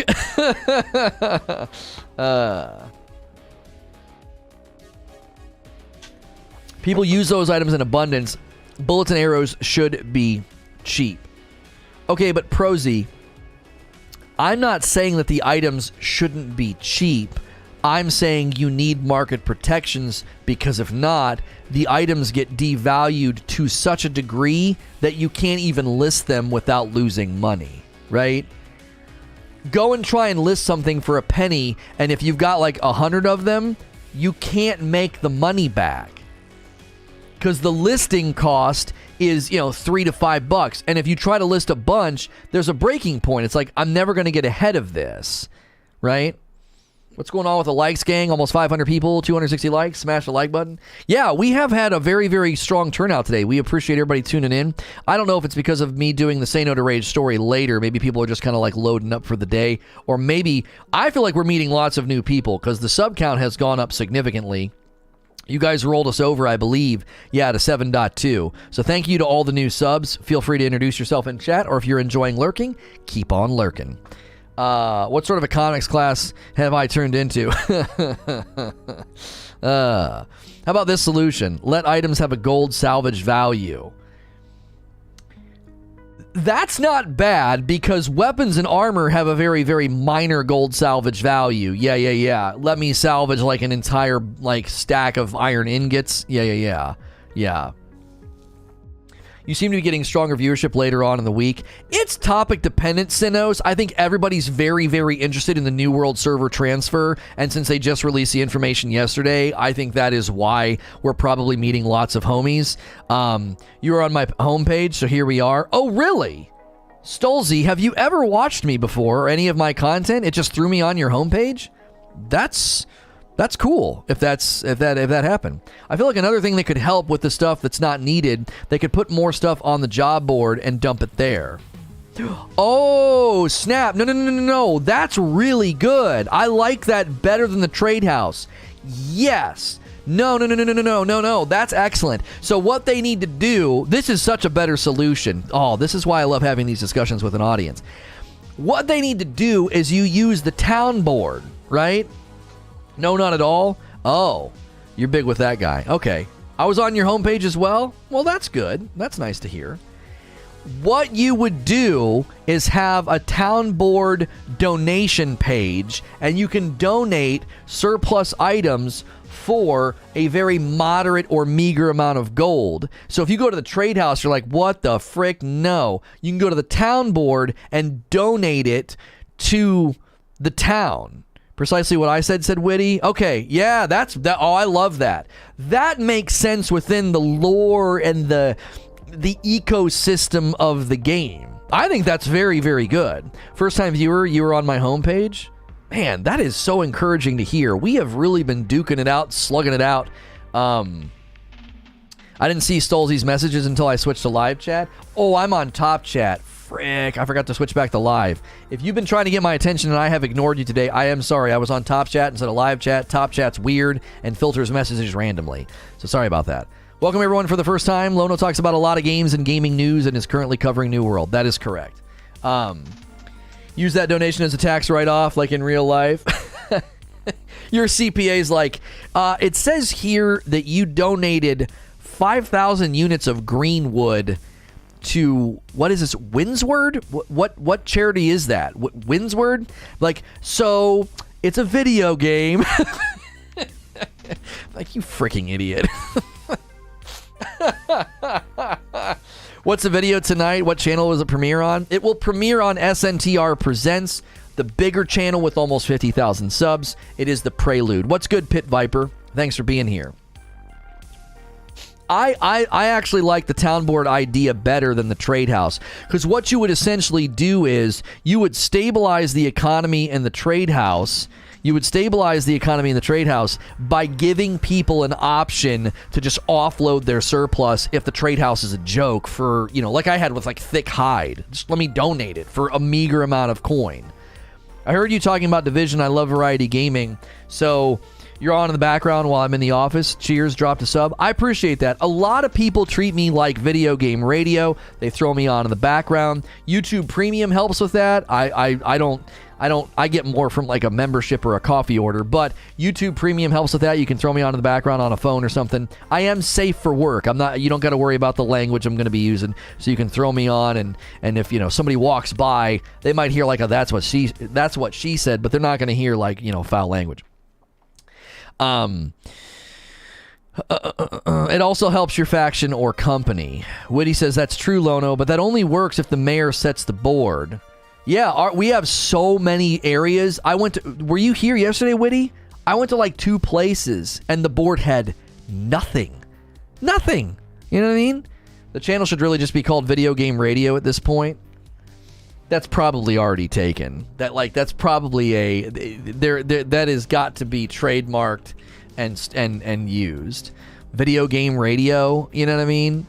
Yeah.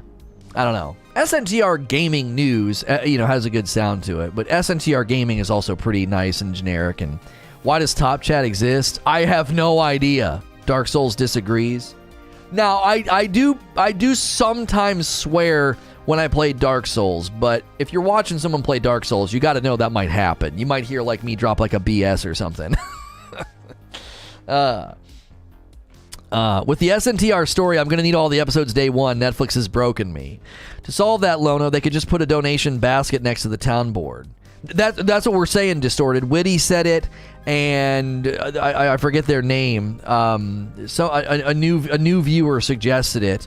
Their name, it was all caps. Spixtacular said that. Multiple people have come out and said that would be a very good idea. I like that idea more than going into like the trade house and just selling it to an NPC. I like the donation. Instead of a death counter, we need a cuss counter for Dark Souls. Even when you get ticked, you still don't go on an F-bomb rant? No. I did that one day playing Immortals Phoenix Rising. I lit that guy up. The Destiny streamer, I think he streams to like a homeschool group, like I think 6 or 7 people show up. Boy, I lit him up. He deserved it. He deserved it. But yeah, I've not done that in a while. I've not done that in a while. I've tried to put the lid back on. Dark Souls could make the Pope curse. It really could. It really could. Just got back, so I didn't know they already brought that one up. But good ideas, chat. Cooking up the good ones today. I love when a group comes together and comes up with good ideas, because their New World obviously is I think in a position to course correct some of these issues. They just need to make sure they don't overcorrect, right? They don't want, if they overcorrect, you know what I mean? If they overcorrect, then that it'll cause more problems. You know what I mean? I remember that you can suck. Yeah. There's a YouTuber named Video Gaming News, smaller than you. No, he said Video Game Radio. He said, rename it Video Game Radio. I think SNTR Gaming and SNTR Presents have good search value. Like, people search for that because they know it's me. All of a sudden, rebranding to like Video Game Radio, I think would just freaking confuse people. They'd be like, what is going on? It's just like your A3 brand. If they overcorrect it, everything will get too expensive. Yeah, like if you're familiar with driving in icy and slick conditions, overcorrecting makes it worse. You're like, oh, I'm starting to slide, and you start spinning the wheel. Well, what ends up happening is the car just starts to turn and you spin out. What you want to do is when you start spinning, is you actually want to turn into it to correct. Right? That's a way to avoid overcorrection and a spin out. If they overcorrect on any of these issues, they'll spin the economy right out, and it'll be worse than it is now. So, to a certain degree, it's okay to let chaos reign for a little while and be like, listen, y'all did this. The community did this. We didn't do this. You did it. All right? So, we'll try to fix it. But we ain't doing anything right now. We're going to kind of just let the chaos chips fall where they may. They're also not wanting to probably do anything until the server transfers happen, because server transfers is going to affect equilibrium of factions and territories and the economy and the trade house. So, yeah. Hold the clutch down on ice and do 360s. Just do donuts. Just embrace it. First time here, loving it. Keep it up, bro. Oh, thank you. I appreciate that. Keep in mind, we cover more than New World, so if you're big into gaming and gaming news, you might come back and I'll be talking about other topics, and then, gameplay in the afternoons might not always be New World, but for the time being, this is kind of the rhythm we've been going with. Looking for pro tips. How fast do you turn into the spin out? Well, you have to feel it. You have to feel the vehicle. You feel the spin, and you kind of turn into it, and then as the car starts to correct, you bring it back center. That's how you handle us. That's how you handle ice. Like, you just have to feel. Like, every car's weight, turn radius, and how fast you were driving affects how much you start to spin, and that affects how much you need to turn into it. You just have to feel it. It's an instinct. It's an instinct thing. You can just kind of sense how much you need to. You don't want to just immediately start whipping the wheel the other direction. You're gonna overcorrect. Yeah, let off the gas. Yeah, don't just keep putting the pedal down. Yeah. You decelerate the vehicle and turn into the spin, instead of like trying to like, oh no, my car is going to this direction, and you keep cranking the wheel to the right. Well, the car is just going to keep going in that direction. Yeah, don't hit the brake. Yeah, exactly. Which Immortals gameplay video is the one where you destroy someone? I didn't see it. Oh, I don't even remember at this point, homie. It's somewhere on this channel. Be right back. I'm going to force myself into a spin out so I can try this. Lono, I hit a tree, you freaking idiot. Foot off the gas, turn into the spin. That's it. Foot off the gas, turn into the spin. Don't hit the brakes. Yeah. If you don't know, just drive a front wheel drive or all wheel drive. But if you don't have some real fun with a heavy rear wheel drive car in the snow, oh my gosh. My wife had a Ford Focus. I swear it felt like I was driving a dadgum toy. It was so light. I grew up in the north, so I know how to drive in the cold and in the ice and in the snow. And she learned how to drive in Florida, that's like learning how to drive on a go-kart course. Like, everything is flat, and there's never any bad weather. If there's bad weather, you're probably staying home because it's a hurricane. So it's like she learned how to drive on a friggin' go-kart course, basically. Like, Florida is flat. There's no ups and downs. There's no ice. There's no snow. And she had this Ford Focus, which we don't have it anymore. But my goodness, it's like I wanted to put bricks in her trunk. I was like, this thing has no weight. You're just like, just like I felt like an ice hockey puck. What's the game called? Air hockey. I felt like an air hockey puck, just like gliding across the top of the ice. I was like, this thing, it's like a toy. It's got no weight. Oh, I hated it. I absolutely hated it. She always made me drive in the cold and the snow and the ice, which is fine. I mean, I had no problem. But boy, oh boy, my 2000 Civic, it had a little bit more weight, and obviously it was a stick shift, so I could navigate a little bit better than her Focus. We got a big, nice Honda Odyssey now, so it's like, ice and snow is no problem. You got a big old van. It just feels safer and has more girth and weight. So you're not just like slipping across the ice like an air hockey puck. I got a brand new 2021 MB CLA 250 with 4-wheel drive, and I love driving in all conditions. Yeah. I lost patience waiting on Zubair, so keep in mind these tips are from his big wheel, so you know he can't reach the pedals in a full-size vehicle. Yeah, I'm the size of an infant. That's right. I grew up in Ohio with the lake effect snow, moved to Texas. They have no clue how to drive in the snow. Oh, you did? I grew up in Canton, Ohio. We might have been close to each other up there. That lake effect snow is nuts. You said lake effect, so you were probably closer to Cleveland. Do you have the all-wheel drive option? I think so. I think there's a snow button we can press when it's snowing. Boop, just press the button. Man.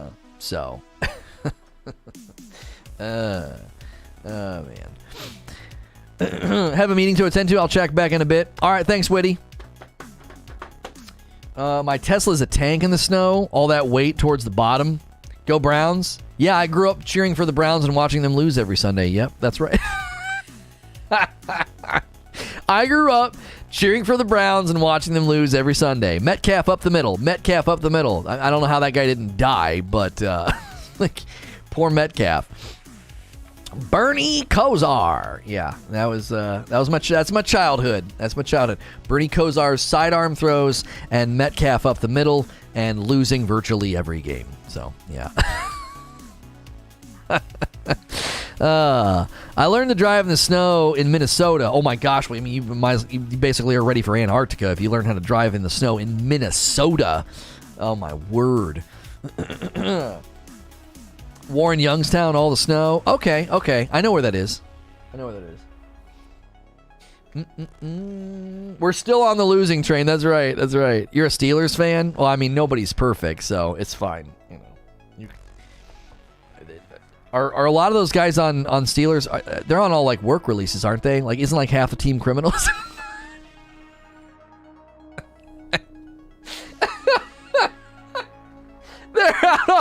They're out on work release. They're freaking Steelers, man. A bunch of freaking ex-convicts, man. Yeah, Eric Metcalf. That was his name. Yeah. Metcalf up the middle. Dude. Red Rhino says, wow. You're freaking Steelers, bro. Oh, Ben's past his prime. Yeah, he's looking pretty rough, dude. Oh, gosh. Who was the other slob of a quarterback? It was the guy, it was the Bears quarterback. Just a slob. He would take his helmet off, and I'm like, did he just wake up? Was he at a frat party last night? What was his name? Very recent Bears quarterback. Just looking like a slob, man. Yeah, Cutler. Jay Cutler. He always looked like he was hung over and woke up in some frat party and like wandered onto the field. And they were like, here you go, buddy, you're our quarterback. It's like you got Brett Favre and you got all these other guys like Aaron Rodgers, like they're wearing their hat on the sidelines looking like a leader. And that guy, yeah, just smoking a cigarette on the side of the field. He just looked like a slob. Like, no offense to him, he probably is a perfectly nice person, but every time I saw him I was like, what the frick is the matter with this guy? Like, he looks so haggard and tired.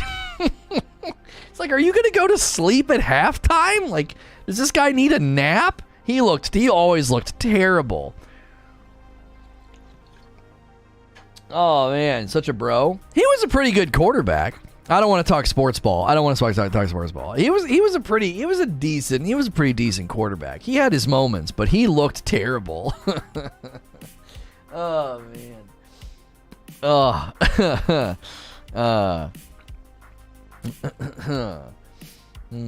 My fiance watches his ex-wife's show and he looked the exact same every day. Yeah. So what happens when you play for the Bears? Yeah, duh, Bears. That's right. We already drove people away talking sports ball. We can't talk sports ball. What have we been debating today?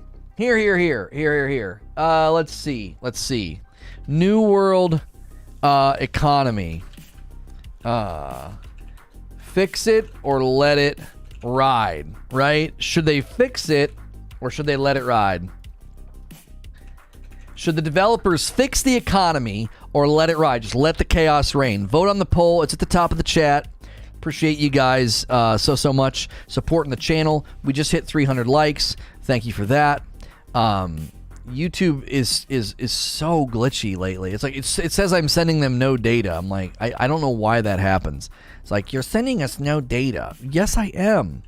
I promise that I am. We can debate which weapon is the best and why it's hatchet.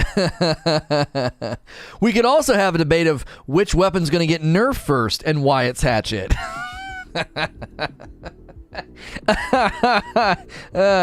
Yeah, I know. I'm going to drink your tears. I'm going to drink them right up. I'm going to drink them right up, brother. Oh, baby. It's going to be so good. I told people, they were like, hatchet, Lono, hatchet. I'm like, I'm not going to use hatchet because everybody telling me how good it is means it's the first to get nerfed. There's no way. You know what I mean?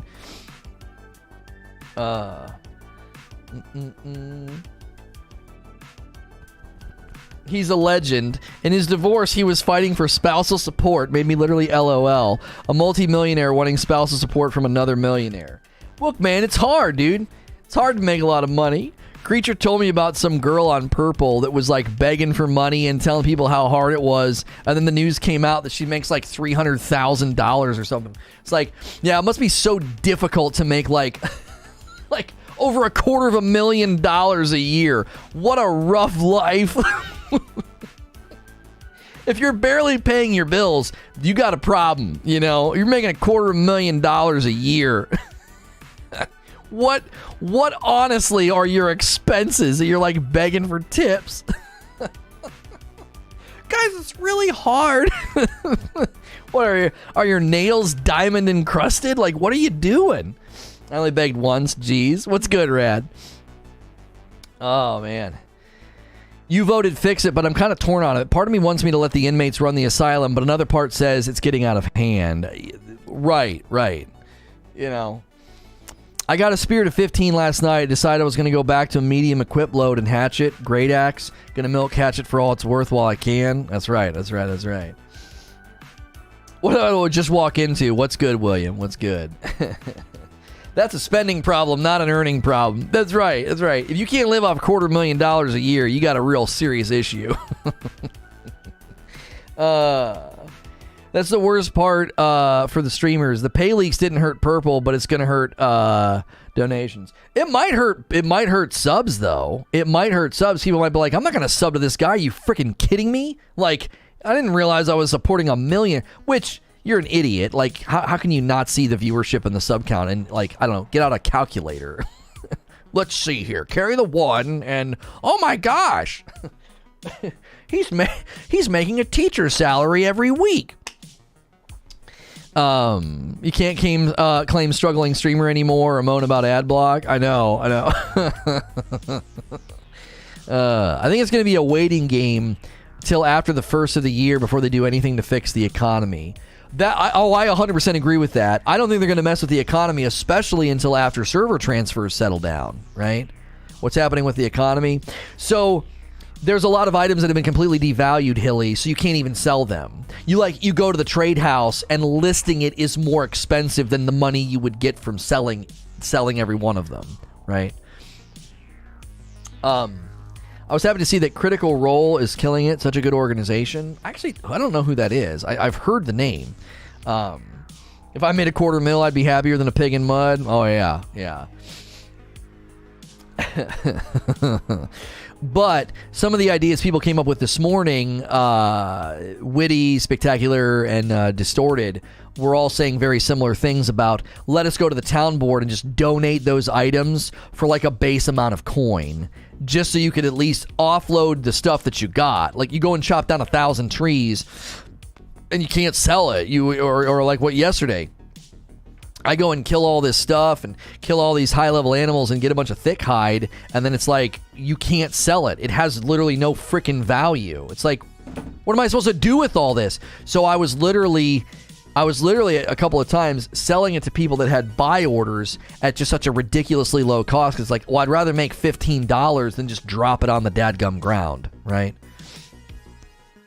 It's the company that Ashley Johnson and Laura Bailey are a part of, Legendary D&D Campaigns. Oh, really great voice actors on the cast.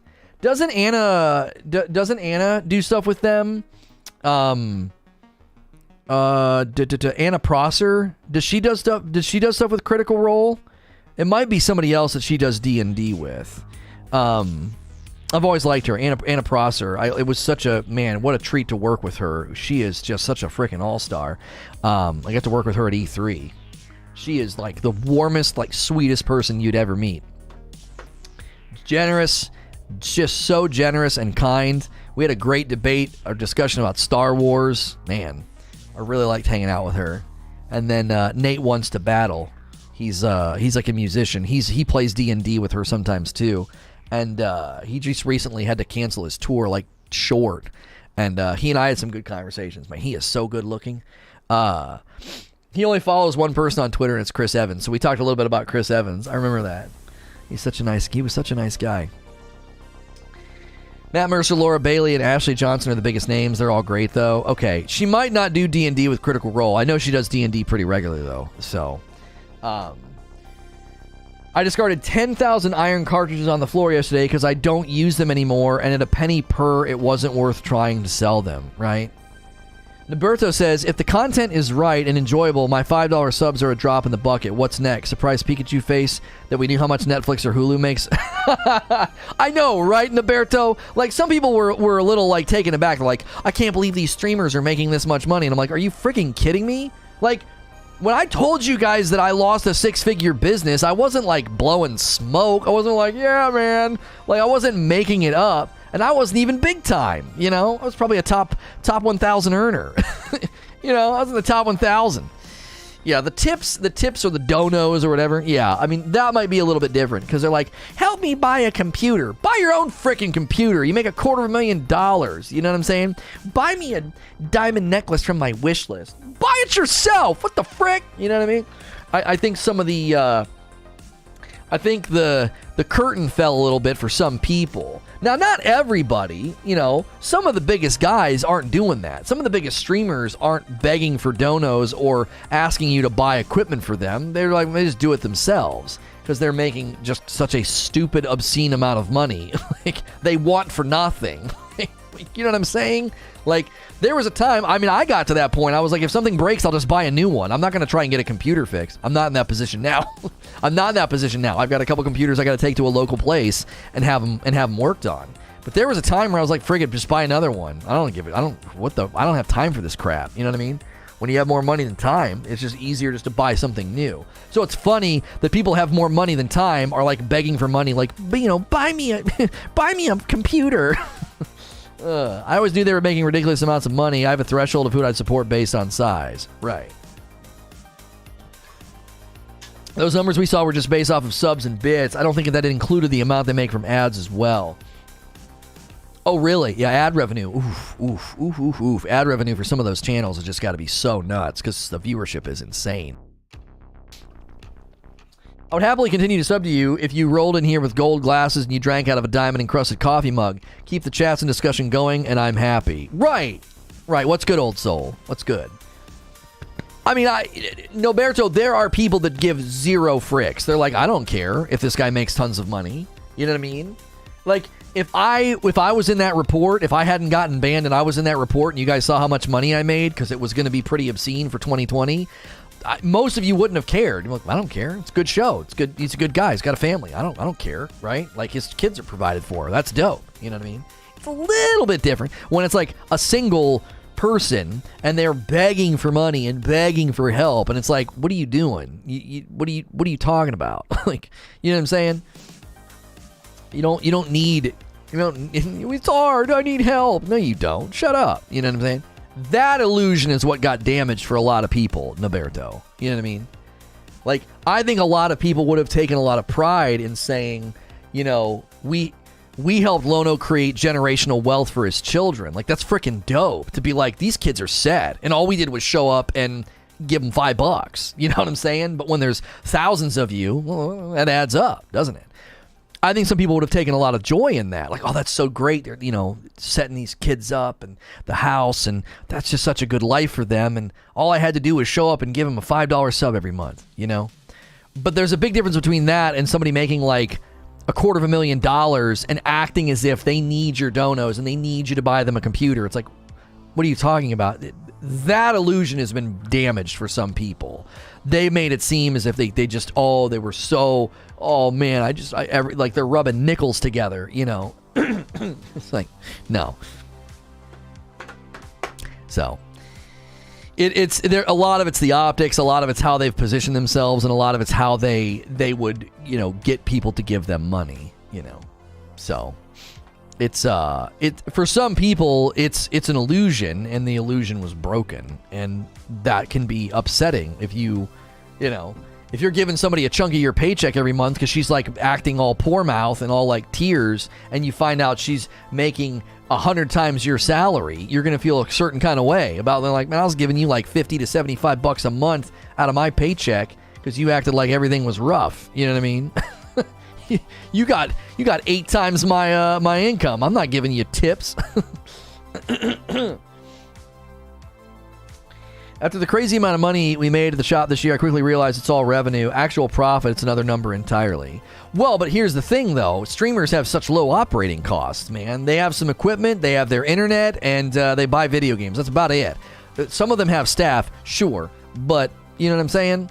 Like, for the first time in my entire life, I have staff.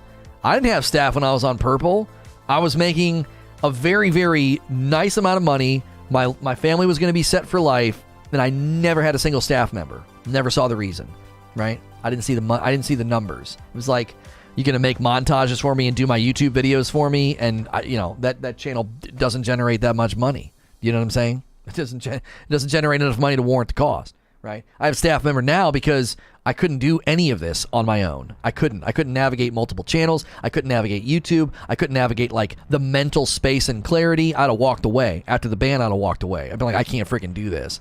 If I'd have been on my own when that happened, I'd have immediately started calling all my local business contacts and been like, I either need a job opportunity or I need to get back into, my small business. I just had to completely walk away.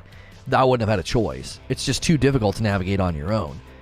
Especially when like the central tenet of your business gets freaking detonated. It's like, this guy's covered, Destiny for 6 or 7 years and now he can't cover it anymore. Like that was, it was devastating. In some respects, it was more effective than the Purple Band because it took my voice and my ability to it took my ability to rebuild away. It was like, no. You know what I mean? I need to start streaming, says Zubair. There has to be a niche for me. Dumpy, sarcastic lawyers are the future. I don't give streamers or content creators anything directly. I'll buy merch, but it just seems crazy to collectively turn someone into a millionaire. It seems crazy, but it's a unique thing, isn't it? Right? It's kind of like the fact that like there are stand-up comedians that are millionaires. It's a very unique thing for a stand-up comedian to walk into a room or to have content on Netflix or whatever that makes millions of people laugh and it makes their day a little bit better. There's a sense of there's something noble about that, right? I'm not fixing broken bones or curing a disease, but thousands of people a day are like, that was fun. That made my day a little bit better. It made work go by a little bit faster. It made a bad day more tolerable. And I think that makes sense of the money to a certain extent. Because if you think about it from a scalability perspective, when you reach that echelon of millions of people a week are having their day made better by you, and those millions of people throw a $5 tip your way or a $5 sub your way, well, that adds up. You know what I'm saying? That freaking adds up. It's one of the reasons I got into content creation and got out of graphic design, because it was like, I can't do more graphic design work in a given week. All I can do is try to get people on retainer or charge them more. In the content creator space, the more people that consume the content, the more the income goes up, but my workload stays the same, right? Imagine working 1 year for 80 hours a week and you make a certain amount of money, and then the next year you work 80 hours a week and you make more. Why? The audience grows. You're doing the same amount of work, and yet it scales up. So it's a good business to get into, even though it's freaking ruthless and damaging to your mental health if you let it, and incredibly challenging and cutthroat, and some of the worst people I've ever met in my entire life exist in this space and have people convinced that they're saints. But it's a good business to get into if you can. Vengeance with 2 months at a tier 2 team double dip. We love the double dippers. We love the people that upgrade from tier 1 to tier 2. And we also appreciate all of the members wherever you have a membership. You're not paying someone to turn them into a millionaire. You're paying them the same way that you would Netflix, as the product person is helping in ways that they don't deserve the money for their time. Right. Like, that's the thing that, like, Noberto was saying. He's like, I pay Netflix, and I don't care that it's probably a multi-billion, multi-million dollar corporation. I get value out of it. You know what I mean? I love the idea that someone had the ability to become a millionaire. My only issue is somewhere manipulative or hypocritical. That's exactly right. That's what I was trying to get at, is like the illusion was broken. You know what I mean? The illusion was broken. You made it seem like you needed our tips, you needed our donos, you needed our money, when the reality was you were making an obscene amount of money and could have bought the computer yourself. There, could have paid you could have paid for I've not submitted that yet. You could have paid for your own, trip. Hey, help me go on this trip. It's like, what the frick? You could take 8 people with you and it wouldn't dent the bank at all. You know what I mean? Set hourly wages and salary does not scale very well. The limit is how many hours a week you can work or how many jobs you can have. Right. No one gives Netflix extra money than the price of the product. Sure, it isn't necessarily compared, like, it's not an equivalency, because you essentially pay Netflix and that's it. You're not like tipping. It's not like you watched Squid Game and then tipped the show. You know what I mean? You know what I mean? I control what I watch on Netflix, though. Lono does what Lono wants. Well, sure, but I'm one show. Right? I'm one show. It's not exactly comparable, right? I'm donating in protest of giving money to streamers. Thank you for the $10, Zubair. Giving extra money is a consumer's choice. No one's required to give tips. Right. I think Eugene's point is people were posturing as if they needed the donos and the tips, and the financial reports clearly show a different story, right? You can't really beg and cry and get emotional asking for donos and tips and acting like your life's terrible when you're making $250,000. Like, unless the mob is out to get you or you have insane gambling debt, there's no way $250,000 isn't sustainable. It's like, what in the frick are you doing, right? Are you... Is every meal that you're ordering on a brand new, like, diamond plate that you had, custom made? Like, what are you spending your money on? Yo, William coming in with a membership. Enjoy the dope badge and emotes. You are dope and deserve dope stuff. We do appreciate all of the ways that people financially support this stream, through a membership, through a coffee order, through a tip. I'm not shy about saying it supports me and my family directly. And I'm also not shy about saying we've had significant losses this year because of everything that had happened. I'm not gonna like give you like a rundown on a spreadsheet, but we've dropped quite a bit. It's not something we're ever gonna like put on you guys, but we're always gonna show that appreciation and say, man, you guys are kind of helping us put the wheels back on the car. You know what I mean? So he's rich, can't keep getting away from this. Who's rich? Who are you talking about? The amount of money I spend for the hours of enjoyment I get from this stream is a great value. Lono's a better deal than HBO Max. I'm about to stop watching Shroud. The number of ads he runs is becoming gross. Yeah, when you're at that level, YouTubers do the same thing, right? Like if it's a giant YouTuber and the video is a month old, you can't even watch the video. It's like, hey guys, thanks for watching. Ad. In this video, we're going to be talking about how to ad. It's like, what the frick? Like you can't even consume the content. It becomes unconsumable. It's like, what is happening? Because the video is so old and their channel's so large, they're like, I don't care. Like, what are you gonna do? The video's already run its course. It's worth nothing to them at that point, you know.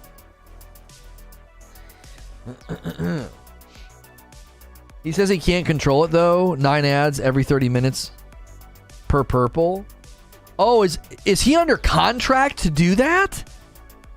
Wait a minute. Let me get this straight. Because he's one of the guys in contract. Okay. Per his contract with Purple, he has to do that. 9 every 30. 9 ads every 30 minutes. And you're gonna is that okay. Let's grant the premise that he's telling the truth. If he is telling the truth, because there's the likelihood that he's lying, and it's like, you know, Ninja has the same thing. If that's the case, if that is true, then then that platform's in. Come on, man. Come on. Come on. Yeah, Eugene's like, that wasn't his contract when he came back. Was he doing that when he came back? What they do, renew him when they grabbed Nicky Merckx and lost the big boys, and now they're making these guys run ads every 30? Others are telling the same? That platform's in freaking trouble if they're forcing their contracted streamers, unless there's a line item in the contract that says at any point in time they can adjust or dictate to you the number of ads per hour that must be run, right? God of War PC's official. Do we have a launch date? I mean, we knew it was coming, but it's cool to see if it's official. Is there a launch date, Justin? I believe it. There's a smaller Smash Brothers streamer mid-rolls we're running every 15 minutes. God of War is coming to PC in January with 4K support and unlocked frame rate. Woo! Woo! That's awesome. Oh my gosh. Boy, we are going to have to play that game. I don't know what we're going to do. I don't know what we're going to do, dude. There's so many good games coming out in the beginning of the year. Holy frick. January the 14th, is that the date? January the 14th.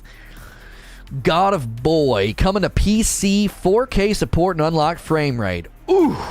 That is going to be a beautiful, oh, what a beautiful experience that is going to be. Oh my gosh. Boy. Read it, boy. My pre-Forbidden West game? Yeah. Whew. Even if you can even see it, every time it hits a 30-minute increment in the stream time, it'll run 9 ads. It's possible that all of the contracts they signed allows that requirement to be adjusted on the fly. They could basically come to you and be like, look, we know when you initially signed we said this, we need this now. That to me, come on, that can't be good. How good is your platform doing if your biggest streamers are being essentially forced to run 9 ads every 30 minutes? That's ridiculous. Hey, somebody ordered some coffee. Thank you so much. That's 3 coffee orders for the day. A bag of the Frickmas roast to Mike. Thank you, Mike. Oof. Not me with Turbo. I haven't seen ads in almost a decade. Yet they don't really put Turbo out in front. They don't. They don't put it out in front. It's an amazing value, and they do not put it out in front. It's very, very strange. I think it's a loss for them. I think it's a loss. Because I think the people that do it watch so much that they end up losing money on that person. The amount of ad revenue that you would generate in a given month is higher than what they get from you off of Turbo. So I don't think they put it out in front for that reason. I can't believe they haven't retired it.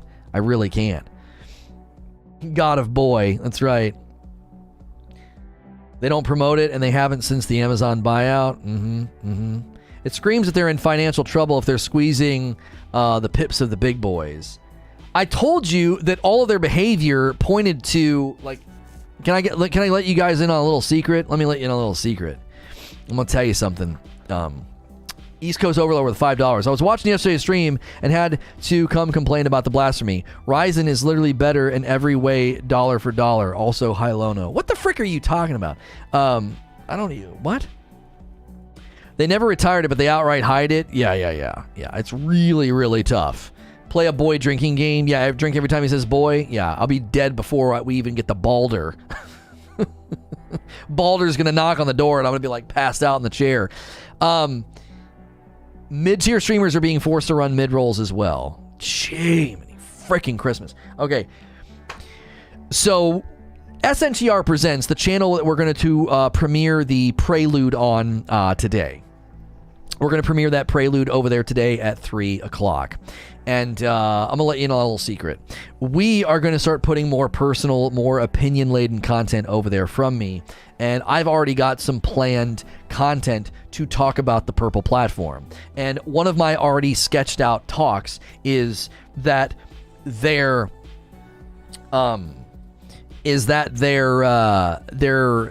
boosts program, where viewers can pay to get a streamer promoted and recommended, is in the most literal sense a scam. And I'm going to talk about why. That's just one of the talks you can look forward to over there on SNTR Presents, because I figure after this much time, let's just take the gloves off and I can make opinion-laden content, and when I feel like it, you know, just bare knuckle haymaker the Purple platform, because they deserve it.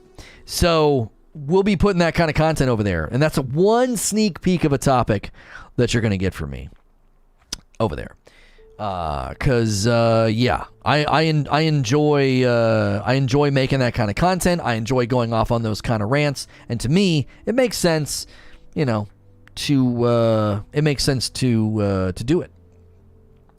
To put that over there if we feel it's valuable and worth saying.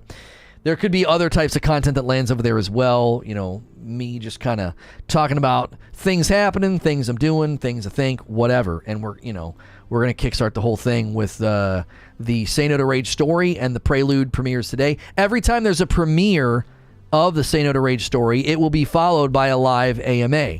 So make sure that you are around in the afternoons. Make sure you're around for that, and we look forward to it. I'm going to tell you something right now, though, okay? I'm going to tell you something right now. If you think that I'm going to be going over there and just, like, dishing tea and dirt and, like, exposing people, that's not really going to be what's going on. There will certainly be stories that kind of make your eyebrows go up. But if you're thinking it's going to be like a tea spilling, like, scorch earth, that's not what it is. And the Prelude today will help. Live streaming isn't available right now. What the frick? Okay, that went away. I was like, what are you doing, YouTube? Okay, just a little UI glitch. I was like, excuse me? Okay. We just want you to expose yourself. Rad, you know, I gave you a chance, Rad. I gave you a chance with the cosplay. If you wanted to swap pics, and you denied me. I was supposed to get sunburnt Kratos, and I never got it. So you're never seeing anything. You're not getting anything, Radical. It's too late. That ship has sailed. Don't spill the tea, just the beans. I got pregnant. What does that have to do with anything? What does that have to do with anything?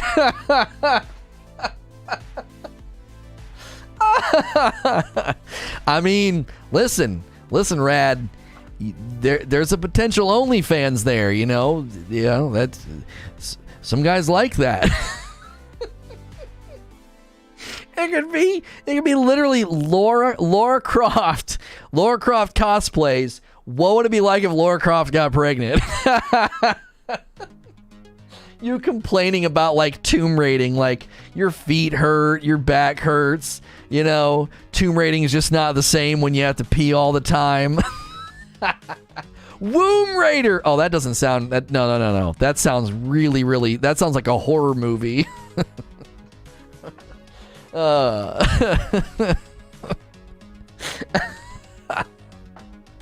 my gosh. That is not right. I don't like that. We can't name it that. It's clever, but it also sounds absolutely terrifying. Who's raiding these wombs? You know what I mean?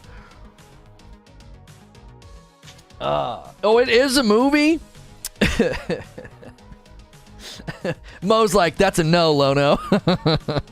I thought this was family friendly. How more family friendly can you get than pregnant? Like, what are you talking about? Eugene, y'all are messed up. Orphan twin, that's Death Stranding. Yeah, isn't that the plot of Death Stranding? Will there be a lot of background info on your time as a D2 streamer in future episodes? Yes. Yes, there will be. There'll be a chapter about when I got into that community and what it was like and things that were said and things that transpired. Yeah. Mm-hmm. Yeah. We will only speak in fact and truth. Or like, when I first met this gentleman, and I'll use his name, he said this. And I should have done the right thing. I should have seen that as a problem. I should have seen that as unethical. I should have seen that as a red flag, right? We are in our right to say, I was at a party, conference, gathering, and this individual said or did this thing, and I'm well within my right to do that. We're not going to be going on like a lambasting, this guy's a piece of trash. Like, that's not the point. That's not the point. So all of that will make a lot more sense today after the prelude, like how we're going to frame when we have to use a person's like name, not their legal name. I'm not going to be doxing people, but like, you know, if someone's username was, you know, I don't know, Cowboy Shooter, I'd be like, yeah, I was at this event and Cowboy Shooter said this. And, you know, I didn't think anything of it at the time, and I should have thought that this was a big and serious red flag. You know, that someone in a position of power and influence was abusing that power and influence in this way, right? That's just a factual telling of an encounter. That's not me, like, going on the attack and, like, spilling tea. Because, like, the stuff that I could spill, some of the stuff that I can spill, it's not worth spilling because it either can't be proven or some stuff I heard secondhand. I will only be speaking about the things that I saw and witnessed. That's it. That's it. To firmly establish that this situation's not as simple as everybody thinks it is. You know, that like some pure righteous community threw some nasty guy out on his butt. It's like, it's actually the opposite. It's actually a pretty nasty community threw an innocent man out on his butt. And, you know, people will be able to watch and come to their own conclusions. You know? Yo, what's good, Atwood? I'm good. Fame is good. Thanks for asking. I think that may push me away more from that game because if the dev is so in bed with the streamers, yeah. Yo, it's good, Derek. Yeah, I mean, in a lot of that stuff, I'm not going to be able to get into, Ashen. Because, again, so much of what I know or think is theory, and I'm not going to get into theory, right? I'm not going to get into theory. You're finally playing a new-to-you game. What game are you playing? Please don't play Ghost of Tsushima or like God of War until you can get your hands on a PS5. You've got to hold off. Please don't tell me that you're playing Ghost. I love Ghost of Tsushima, but don't play it on a PS4. Please don't play it on a PS4. Wait, do your best. I know it's hard. I know it's tough to wait and try to get a PS5. They're expensive and incredibly hard to get your hands on. But it'll be so worth it to wait. It'll be so worth it to wait. All PlayStation games will be on PC, and their time will be shorter and shorter? No, I don't think so. No, I don't think so. I think they're still going to continue to wait a pretty long time before kicking stuff to PC. 18 months minimum. Get their value out, get the saturation of the market out. You know what I mean? Benefits of only playing games that are at least a year old. Full game, all DLC, no bugs or glitches, discounted. Yeah, that's true. That's true. If you're not on, we were talking about that this morning, you're not on the front of the wave. People that are on the front of the wave, early adopters, the quick buyers, like they're on the front of the wave and they land in all of the shallow, thin, problematic waters that the game hasn't ironed out yet, well before everybody else. And that's always the risk of being the early adopter. You know what I mean? Oh, you're finally playing Spider-Man? Spider-Man's definitely going to be better on a PS5 because you do get the 60 FPS. But Spider-Man, I do think it runs well enough on PS4 or a PS4 Pro. It runs well enough. It gave me headaches when I played it because at the time I had gotten so used to 60 frames or 120 frames. Going down to 30 was rough. You're playing on a TV. You're sitting far back from the TV. It should be fine. It should be fine. But Spider-Man is definitely better on a PS5. Now, Ghost of Tsushima and Death Stranding, if you can wait, you should never play those on a PS4. You just shouldn't. The difference is so insane in those games. I mean, insane, right? Just it's like playing a different game. You know what I mean? Those are a good handful of games I won't play until I have a PS5, Ghost of Tsushima, but I'm also waiting to get a PS5 till there's a pro-ish controller that has back buttons. Oh. Yeah, that doesn't exist right now, does it? That'll be tough too, because the first generation might have issues. Like if whoever decides to do it, whoever pulls the trigger makes it first.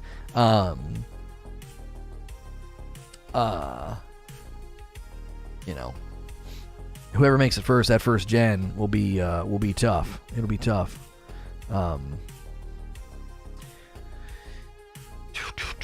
You can't live without it at this point. Yeah, that's always the problem with those type of controllers. Is you get used to it, and then if it breaks or you need a new one or you upgrade, and then you don't have it. There's nothing like Spider-Man that necessitates a PS5. It's great, but it's definitely a fully PS4 era game.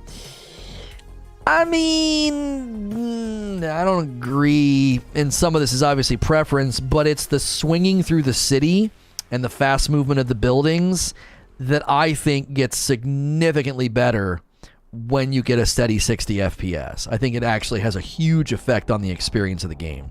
Now, the fighting and the cutscenes and, when you're on the ground and stuff, not so much, especially if you're still sort of used to 30 FPS. If you're not fully...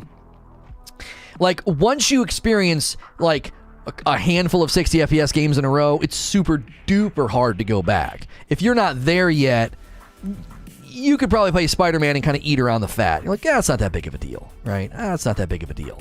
But if you were to play a bunch of 60 FPS games and then try to go play Spider-Man, I think you would feel it. You would especially feel it when you're swinging through the city. You'd be like, oof, I didn't even understand it. When I played God of War and Spider-Man, they gave me headaches, and I couldn't figure out why. You know what I mean? And that's why. It's like it just messes with your eyes, messes with your brain. You know what I mean? It's not doing anything at all they weren't doing in Infamous Second Son. Yeah, you played a lot of Infamous Second Son, so you'll be fine. You'll be fine. It's not going to mess with you. I'd been playing lots of PC games and games at like 120 frames, and boy, oh boy, when I went down to 30, it hurt. It was like, it was like sludge, But back when I was accustomed to 30, I didn't think anything of it. I was just like, I don't see what y'all were talking about. It seems fine. Your eyes don't necessarily see it. You're just like, it's fine. What's the problem? Played lots of 30 FPS games, back in the day. 60 was super rare. Like Titanfall 2 was 60, So many of those old games were all 30. So It only really starts to happen, the scales start to tip. The more you expose yourself to 60 frames and above, the more the scales tip and the harder it is to go down, you know. Yeah, God of War coming to PC January. Yeah. Very excited about that. I don't know if we'll be able to do a full replay. I've always wanted an excuse to play that game beginning to end, because I freaking love it. I love Baldur. I love everything about that game. But it might not be in the cards for a full playthrough. We'll see where we are in January with the content flow and everything that we've been doing. You know, we'll see. I recently started Doom Eternal. That game is beautiful with ray tracing in 1440. Yeah, Doom Eternal is great until the Marauders show up and ruin the entire game.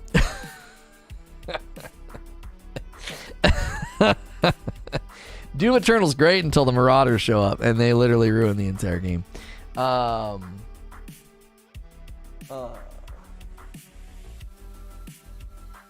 the tooltip, yes. Therapy entered what date? Therapy started April of 2018. Like Literally the week after St. Jude. The week after St. Jude, I went into therapy. We played 30 FPS or considerably less for decades without headaches. It's fine. Well, I mean, I'm not making it up. I got headaches. It's not about what you did before now. It's about you getting used to it. Like, once I got used to higher frames per second, lower frames per second games literally gave me headaches. I went back and played some weird Viking game, like a 16-bit game in the Blizzard arcade, and after 20 minutes, my eyes, I could feel the strain. I could feel like a headache right here starting. It was awful. I couldn't friggin' take it. I told the guy that requested the game, I was like, brother, I gotta put this game down. It's literally, I can feel it. It's like assaulting my senses. It's so old and so dated. It just doesn't work. Some of it too is older TVs, right? You were used to the older TV. You were used to that TV's refresh rate and resolution. You play those games now on a nice big TV with a high resolution and an insane refresh rate or a monitor. My word. It looks awful. It looks awful. Human eyes can be trained to see better, and just because the eye can't see it doesn't mean the brain can't feel it. There's more to frames than visuals. Right. Yeah. A lot of old games are 60. Really? Has anyone had issues with DSLSL quality mode on Warzone? There's a weird glint. No. Doesn't the human eye only see at 60? It's not about what the human eye can see with respect to, like, at a mechanical level of, like, how many frames per second can it see. It's about fluidity. If you look at a camera spin in a game at 30 and then at 60 and then at 120, there's a fluidity. There's a smoothness to it. There's not like missing frames, right? Your eye can see the difference, and thus it feels less smooth and causes like visual and mental strain if you're not used to it.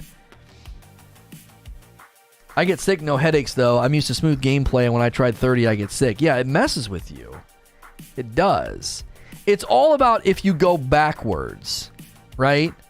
If you went to somebody right now who's been playing 30 FPS for their entire life, and even in the moment, that's all they're playing is 30 FPS games, they're going to be totally fine. But if you spend like a month playing 60 FPS and 120 FPS games, and then you go down to 30, I'm not kidding you. I couldn't figure it out. Every day I ended playing Spider-Man or God of War, I had a headache. And I was like, why am I getting headaches? What is going on? As soon as I stopped playing those games, it went away. It was like every day I ended the stream, headache. It 100% was going backwards. Like my eyes and my brain were like, this is so rough. You know, it just doesn't work. By the way, thank you to all the new subs and new members and new people today. We've had a really, really strong turnout for today's discussion and topic. In about 20 so minutes, we will be switching to gameplay of New World. I don't know if there's people around that are able to help today. I think what I'll probably end up doing is questing again in a tough area to try to get my guy to 50. And then we kind of always end with some town board. I don't want to do town board at the beginning of the stream, though. So if there's anybody around, I was probably... I can fast travel to... I'm trying to decide whether we want to do Restless Shore or Morningdale. I think we just need to do Morningdale and just deal with it. Morningdale actually wasn't that bad by myself yesterday, but that's where I'm going to end up. Trying to play Monster Hunter Rise on Switch at 30 and every other game that I play is 60. It's been a year. Maybe it hasn't kicked in yet. It depends. You know what? It depends on the game. It probably depends on the game. And I can give you an example of one that didn't mess with me. The Legend of Zelda Breath of the Wild didn't mess with me, right? It didn't mess with me. It was fine. So it could be something about like the game's resolution, how it runs, how it looks. Yo, what's good, Vapor? That could have a significant bearing on it. It really, really could. You know, Restless Shore is the best settlement I've seen. Yeah, it looks good, doesn't it? I think it looks really, really dope. I think it looks nice. Looks very, very good. It's cool. It's almost like pirates, you know, crash landed their boat there and just turned it into a space. You know, turned it into a settlement, turned it into a town.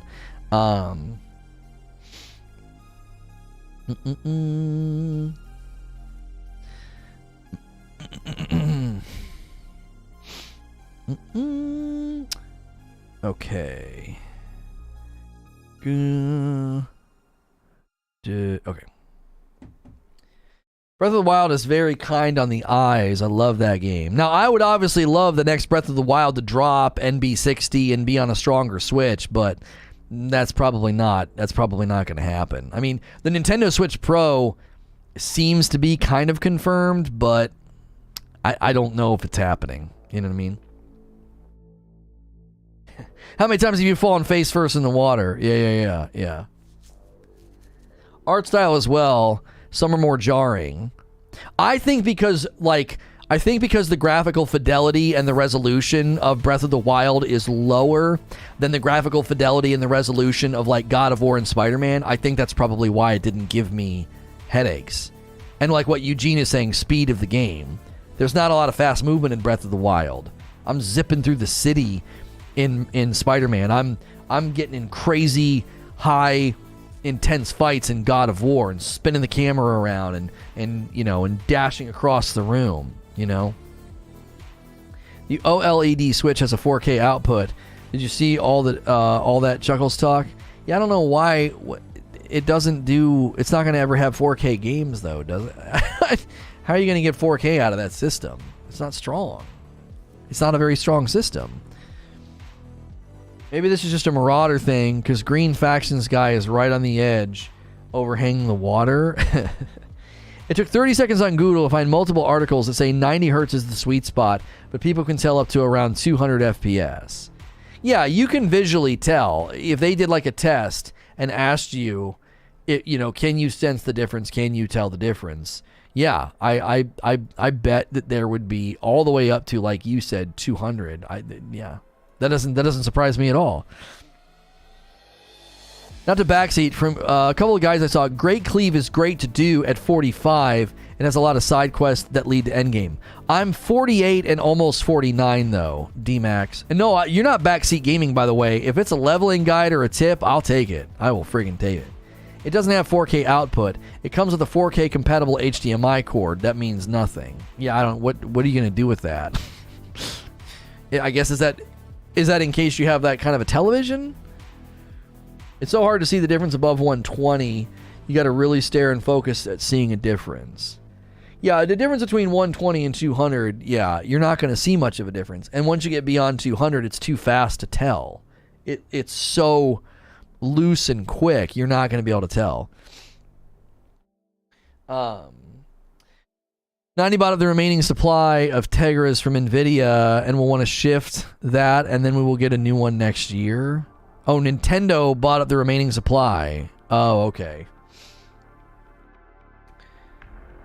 It's just that those are now the standard HDMI cord, so that's just what is easier to make and include with consoles, right? Yeah. I don't think the current Nintendo Switch OLED or the other is ever going to be considered a very powerful, device. I'm surprised at some of the games that they're putting on it. I really, really am. Can't you get like Doom on it? I'm like, I don't understand.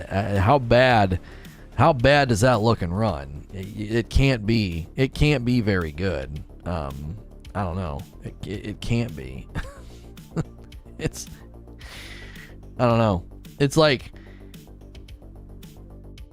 it's not even built for that. It's not that kind of a system. The screen resolution, the way that it does and uses less power. So like you get better frames. You get better frames in Breath of the Wild when when it's undocked.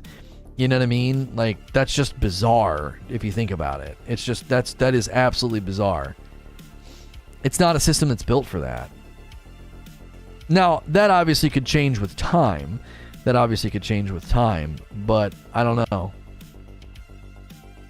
I don't know if that's their goal. Nintendo's never really been the high fidelity guys. That's never really been their market. Now, a boost in power, I don't know. Most higher end phones are stronger than a Switch.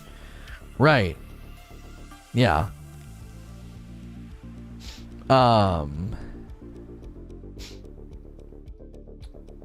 What's this article about, Eugene?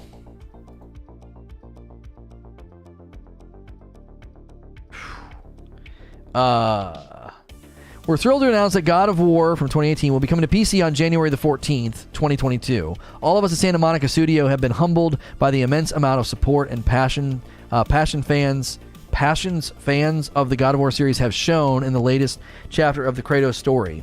As of August 2021, 19.5 million copies of God of War on the PlayStation 4 have been sold through, and we can't wait to share that experience with a whole new group of players on PC. Yeah. 19.5 million copies sold on the PS4. That's crazy. And people wonder why they're doing cross-gen. People wonder why they're doing cross-gen support. You know what I mean? Wasn't the PS4 stronger than a Switch? Or did that change with the OLED version? The OLED version isn't stronger, I don't think, in any way. Hey, but 19.5 million people fell for that scam. It's like all the other God of War games. Same old Sony template. Oh my gosh. That's a 20% attach rate. Yeah. That is so well done. Cross-gen support's holding back the sequel. Shut up.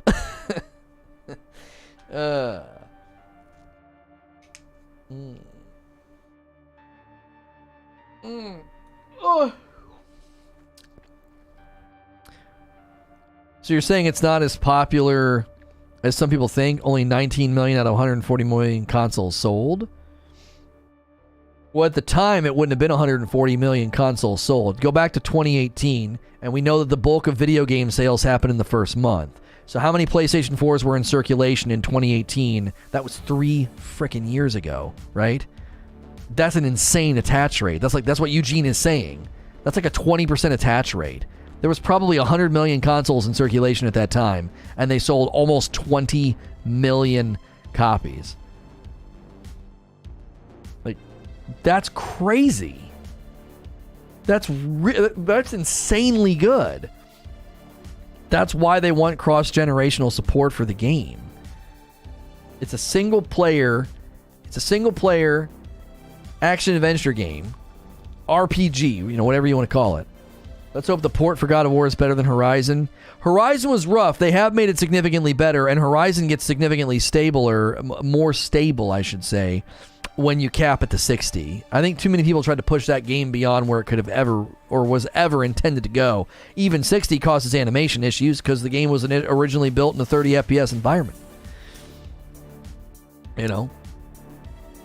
I think the Days Gone port proves that PlayStation games can port to the PC beautifully. The Days Gone port is got to be, I think, one of the best ports I've ever played. It's rock solid, beautiful, stable performance. Zero issues with Days Gone. Not disagreeing, I'm just saying I hear a lot of people basically saying everyone bought God of War. Yeah, but that statement has to be taken as a hyperbolic statement intended to convey a point, right? It's not as popular as I expected based on fan comments. I would say a 19 million out of about 100 million attach rate is actually really, really freaking good, especially when you consider the Asian market being a significant portion of those PlayStation purchases and God of War not appealing to an Asian audience as much as it appeals to a Western audience. I'm sure the Asian market purchases were probably good, but God of War is definitely not it's not going to appeal to people that like are looking for JRPGs and stuff, you know. So it probably is actually a very impressive sales number given the demographics of the Sony audience. I think you have to look at it in context and see how Sony does and how the PlayStation does outside of the West. And God of War as a game is likely significantly more popular in the West comparatively, making it an insane, like, that's why people probably say, yeah, everybody bought it. Like, yeah, probably true in the Western market and the Western saturation percentages. Like, the attachment of PlayStation 4s sold in the West that ended up with God of War on it was probably just ridiculously good. You know? So glad I waited to play God of War on PS5. Oh yeah. The 4K checkerboard with the 60 FPS is beautiful. You know what I mean? No Halo has touched that. What's that say?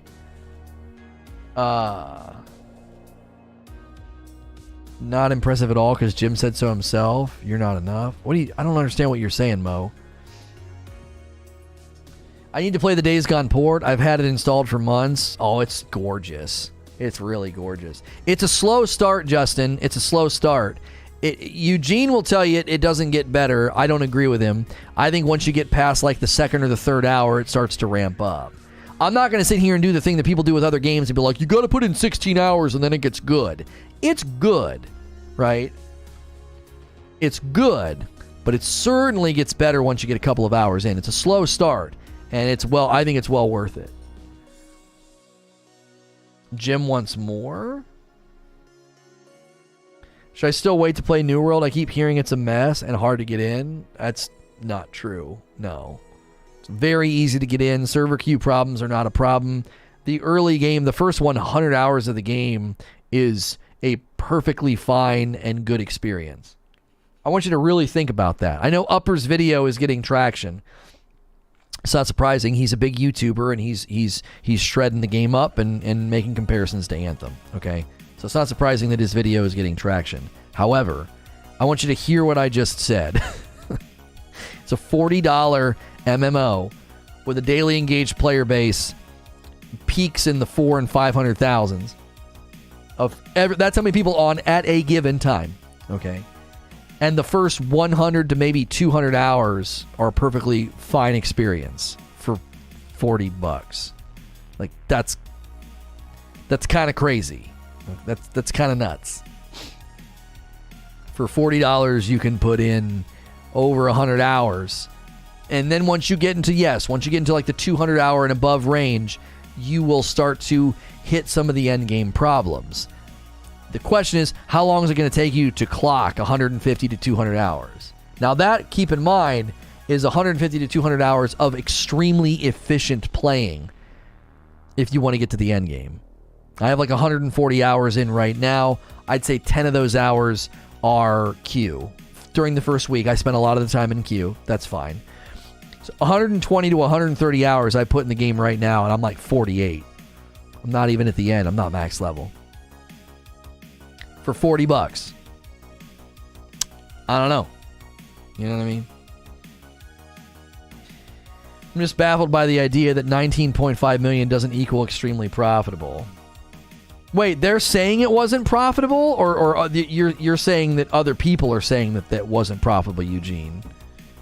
19.5 million copies of God of War puts it close to the top 50 selling of all time. Hot take: Upper is a clickbait drama artist? I don't think so. The Asian market is weird. Japan pushes hard in the console arena, but the rest of Asia is out here playing mobile and PC, cafe, and Switch only. Yeah, I have a Korean friend, and we were talking about that. We were talking about the gaming demographics and the differences between like Japanese and Korean culture. It was actually very interesting.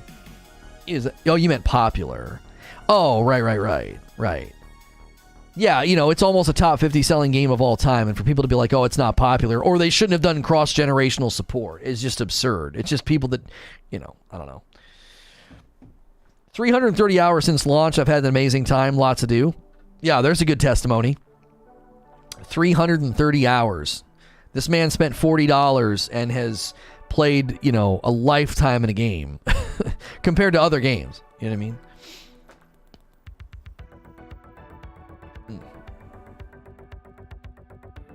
What gaming culture do you feel is the culture companies want most? In daily engagement with regular spending. You know what I mean? My wife is Vietnamese. She loves her Switch. Can't really get into normal console games. Yeah. It also depends on how much time that she spend in and around that culture and those people, because that'll affect you, right? If all your friends, like if you live in, let's say you live in Vietnam or you live in Japan, and all your friends are playing mobile games, well, then you're probably going to play mobile games too. You tend to follow sort of the crowd. It has a huge influence. Deadly Dad Gaming. I'm 360 hours in and still love the game. Lots to still do and engage with in the game on a daily basis. Yeah. Is the leveling experience in New World fun? I refunded because of queues, but leveling was boring, and now with market problems, all the mats you gather are just worth pennies. Well, not all the mats, some of the mats. We discussed that today, like how to fix that. I think some people came up with some really good ideas on how they could fix it. Leveling's great. Leveling's great until you get into the 30s, and then it's really bad in the 40s, and I'm probably about to enter the 50s and feel even worse about it. You know what I mean? When you misrepresent someone's video into what you want him to be saying, I guess it's easy to write off anyone you don't like. Right, like, from what to me, it sounded like Upper's video was pretty fair. It sounded to me like it was pretty fair. He was like, look, for $40, the base game's great. A lot of people aren't even going to encounter the problems that he's encountering. A lot of the problems, you know, that he's dealing with, they're not even going to feel them. But he's basically saying, look, the end game is, it's nearing an Anthem level of disorganized and problematic, you know? So. Ouch. Oh. Leveling sucks in New World, says Pugs. I struggle to get into the game. For an MMO, I hardly run into anyone doing things in the same area for me.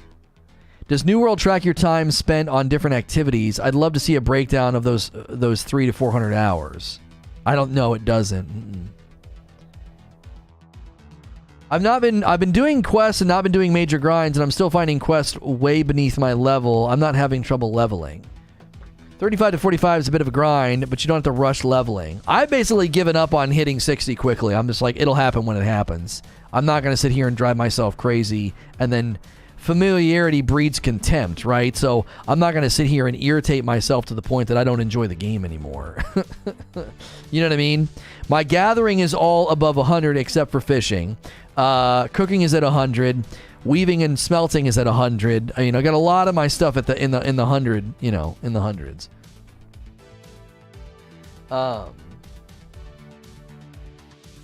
When he's not engaging in the phony culture war, he can make some decent stuff. What phony culture war? What are you talking about? By the way, my interview and episode with Gothics was amazing, and we're making plans to do more stuff together. So Vanessa is I think she's just such a great person, and I really enjoy working with her. And that interview is going to hit Friday, and it was awesome. I really enjoyed it, and we're planning on doing some more stuff. And yeah, I think she even kind of influenced me a little bit in some decisions I'm going to be making about content. And yeah, we may end up doing some more stuff together in the future. So she had some really good insights that she shared with me after the interview, and I was like, okay. Left, right, etc. It's phony. Wait, I am gonna regret. I'm gonna regret asking this. You think that it's phony, that there's not like a polarized culture right now that is engaged in sort of a power grab, quote unquote, war. You don't think that that's happening? The interview with Gothics will be live on Friday.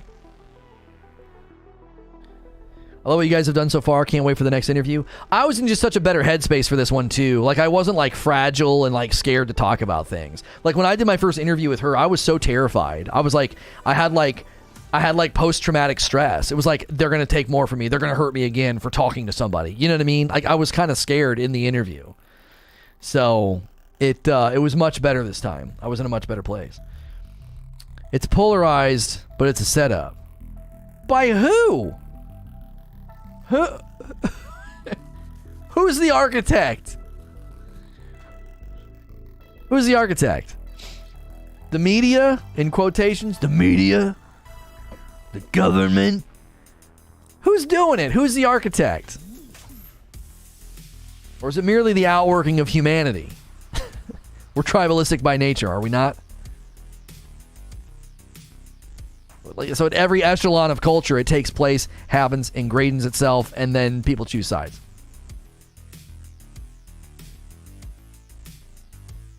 It's the Bitcoin creator. Yeah. It's me, says Vengeance. It's me.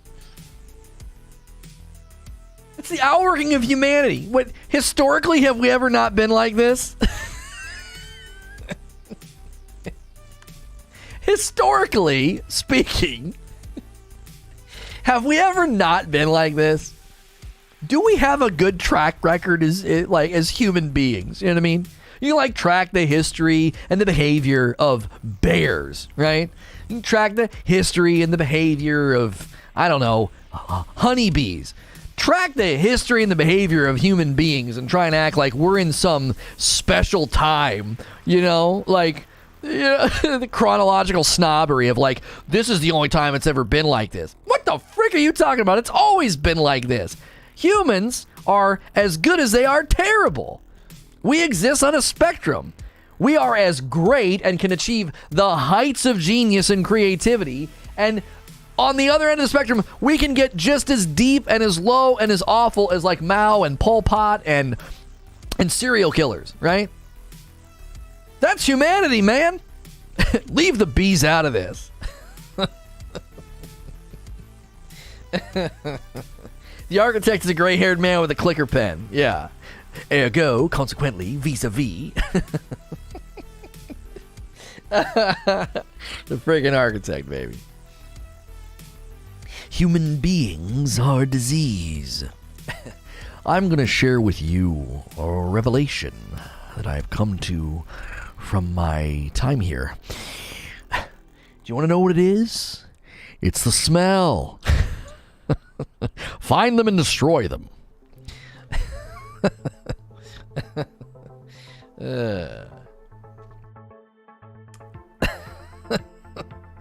You need to dress up as that for Halloween? Yeah.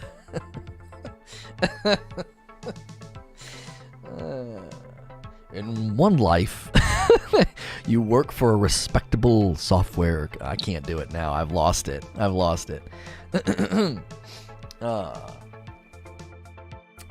Me. Me too. I caught my son in the ASMR Purple channel. He had a stern talking to, and now no more purple for him. You know what bothers me about that is there's some really good ASMR creators over there, but he was probably watching booty cheek ear licking. You know what I'm saying? Because, I don't know how old he is, but if I was 13 and I clicked on a video and it was some, greatly shaped rear end, yoga pant wearing, ear licking, hottie, I'd have watched that. You know what I'm saying? I know what I was doing when I was 13, 14, 15, 16, like my teenage years. Like I would have watched that. I'm like, this is the greatest thing ever. It's not going to be blocked. It's not going to be filtered, That's another planned topic, by the way, is that the purple platform is an adult platform. That's the facts, Jack. It's an adult platform now. So get your 13 age rating out of here, and the ad revenue should get the frick off that platform. It's an adult platform. It's an adult platform. Shut the frick up about the fact that the clothes are staying on. Did they let 13-year-olds walk into, some of these bars out here that have pole dancers, Well, their clothes stay on, so yeah, it's perfectly okay for 13-year-olds to come in here and hang out. We have an arcade, and we have pinball, and we have pole dancers. No, that's adult content! The frick are you doing? You wouldn't expose a 13-year-old to that. What are you doing? Like, human psychologists, they need to weigh in on this, dude. The frick are you doing? This is not amoral. This is not neutral. It isn't. Stop pretending that it is. You're not empowering women, and you're not sexist to speak against it. It's adult content, and young minds are being exposed to it. Frickin' garbage. You want to do that, that's fine. No judgment. There's websites that sell that, and they do it, and they're classified, so they trigger filters, right?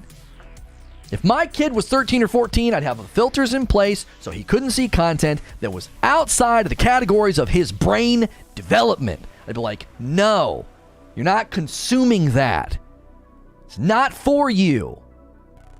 And this company has the audacity to act like it's totally fine for a 13 age-rated website to have adult content on it. It's just freaking ignorant. I get so irritated when I think about it. If I was still on that platform, I'd be so aggravated. I'm like, this is not a neutral issue. It's not. It's not a matter of shaming. It's not a matter of being like chauvinistic or like put some clothes on. No, this is a 13 age-rated website that has no business on this platform. And I hope they lose ad revenue dollars hand over fist once some of these companies start to realize what the frick is going on. Got your booty on screen licking an ear. That's not ASMR. That's not neutral content. It's not. Quit freaking pretending that it is. You're so shackled and scared of woke culture, acting like if you shut that down, you're somehow like anti-women or something. What are you talking about? No one's parade like, I'm against that kind of content. No. I'm against that kind of content on a platform age rated at 13. That's what I'm against. How many of these platforms would get away with that, by the way? How many? Like, imagine an adult-rated website establishing a rule that as long as you keep your clothes on, we're going to lower our age rating to 13. Would that fly? Would that be okay? Would we be okay with that as a society, as people that are concerned for younger, influential minds? Like, why do you think people get so angry when like a high school teacher has a relationship with a student? Why? Because it's a young, impressionable mind, and someone in a position of authority and power abuse that power. And we have no problem with this platform just being like, we're just going to look the other way and have thousands of hours of adult content on the website every single freaking day. Tons of ad revenue, and no one is exactly not buying products because they're advertised on purple.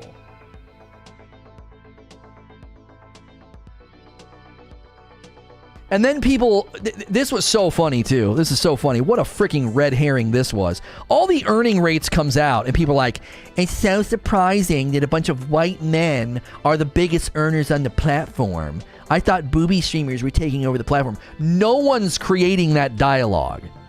Nobody. I don't see a single person with a shred of influence creating a dialogue that like booby streamers are stealing viewers. I don't see that anywhere. No one's saying that. Nobody. They create a false narrative to combat so they can claim like it's like self-inflicted victimization. It's like, I'm a victim. Everyone acts like I'm trying to steal viewers. Nobody's claiming that. Maybe a troll here and there, but nobody's claiming that. How about language too? Well, yeah, you're supposed to mark yourself like for mature audiences. You're supposed to mark yourself for that if you're playing that kind of content. Super violent or mature games or whatever. I don't think they don't force it, but that content should be flagged as mature because it is. It's adult content. It's not.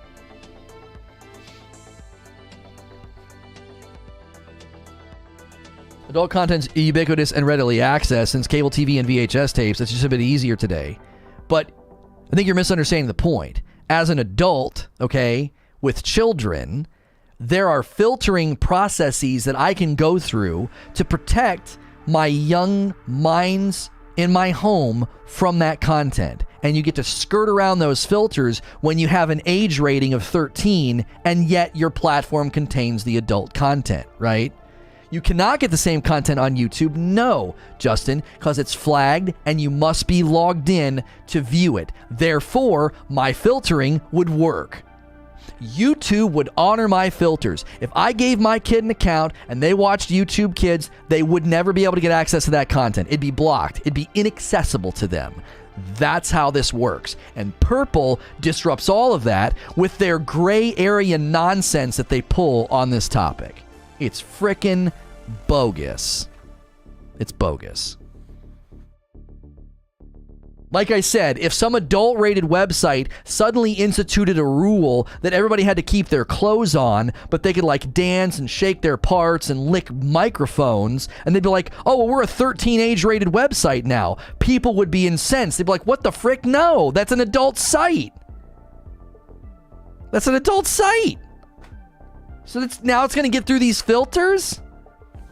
It's on purpose. They hate your family. Yeah, 18 blocked on my system, but Purple's 13, so it's unfiltered. Exactly my point. Exactly my point.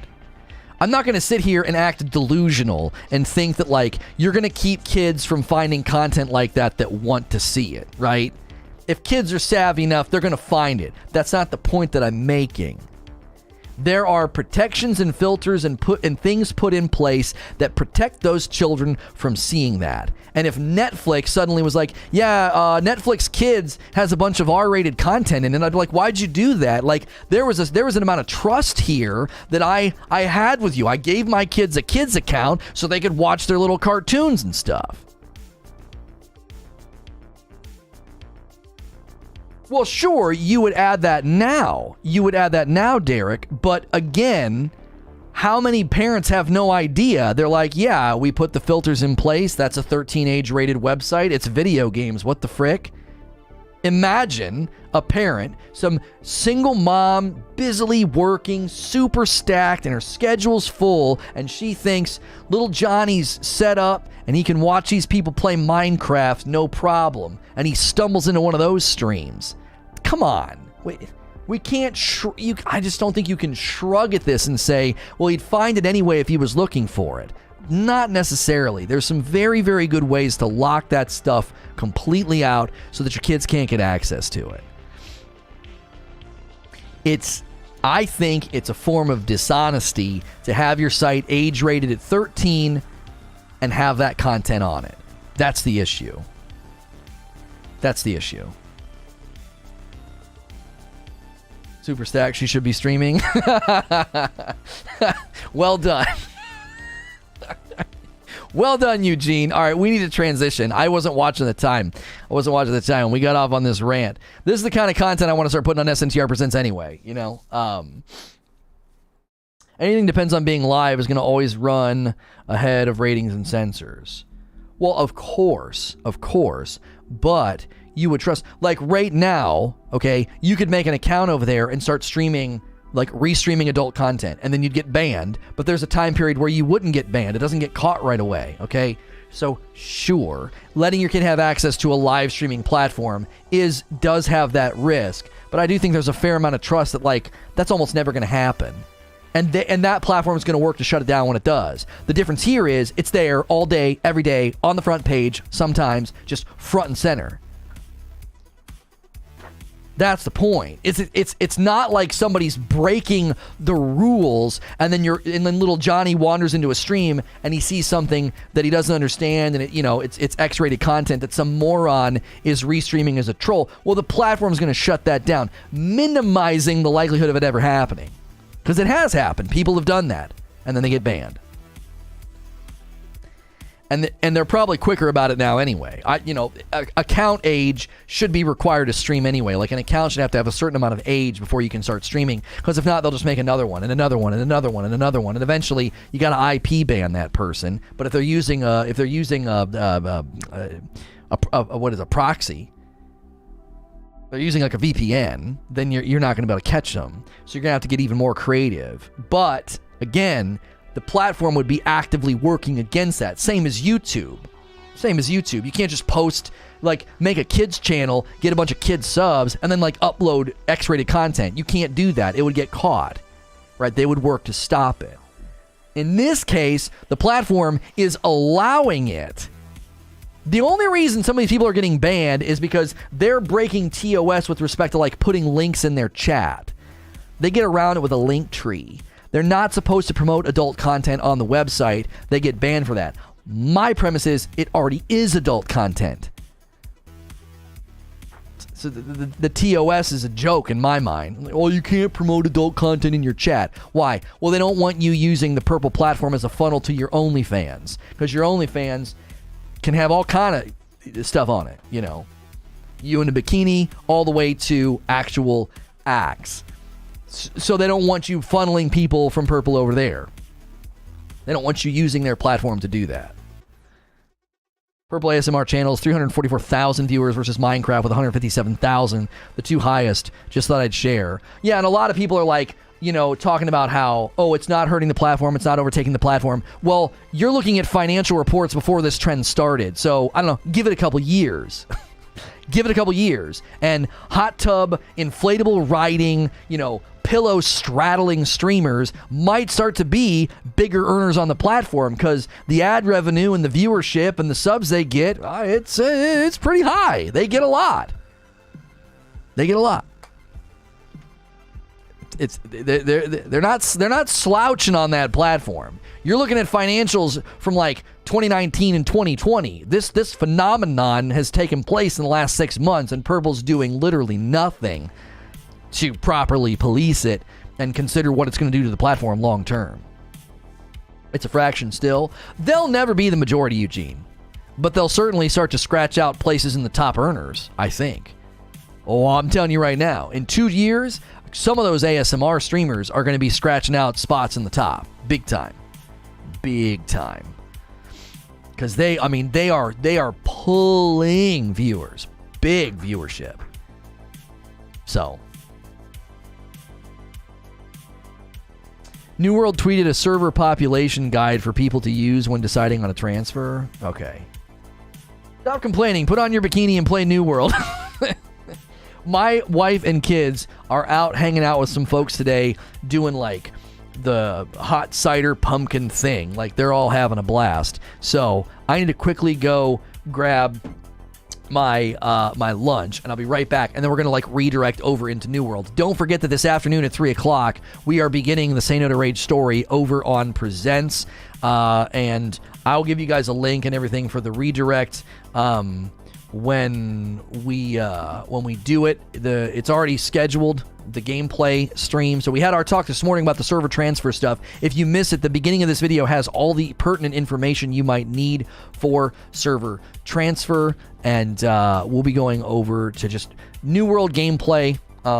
Again, if there's people around, we'll be over there doing that. Okay, so Give me just a second. We went late today on this morning's show. I'm going to go grab my lunch. I'll be right back.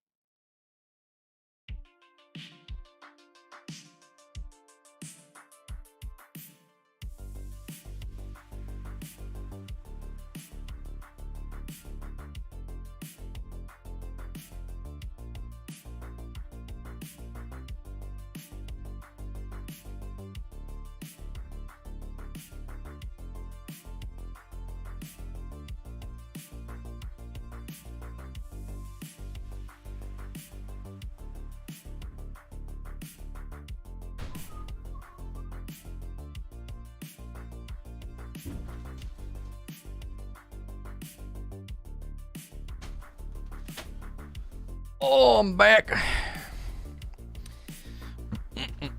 Mm-hmm. 344,000 is just chatting. The ASMR directory is about 16,000.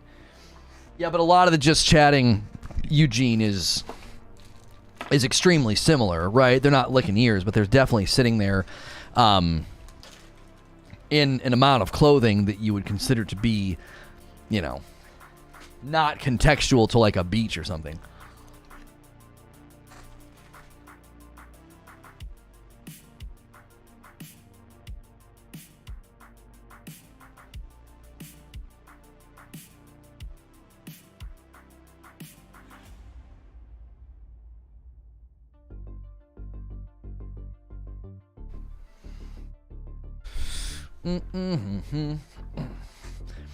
Just scrolled it. We've had this conversation before, though, Eugene. You're scrolling it at noon. Go scroll it and take samples at 8 and 9 o'clock at night.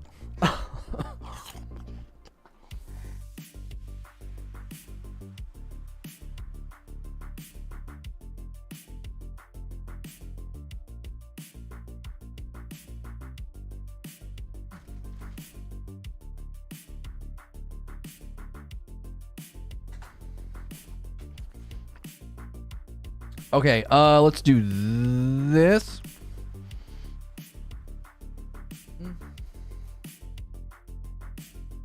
Yeah, late at night it changes quite a bit. All right, let me get you guys a link.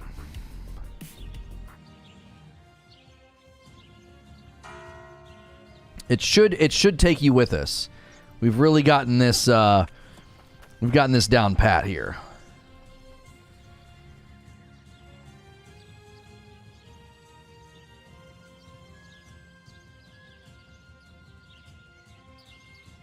I'm not the one in either of you throwing out bogus numbers to paint a picture.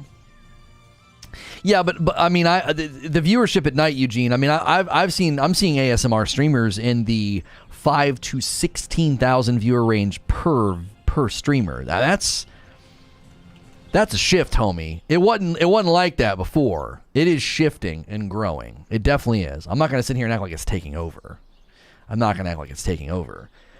But there's a shift.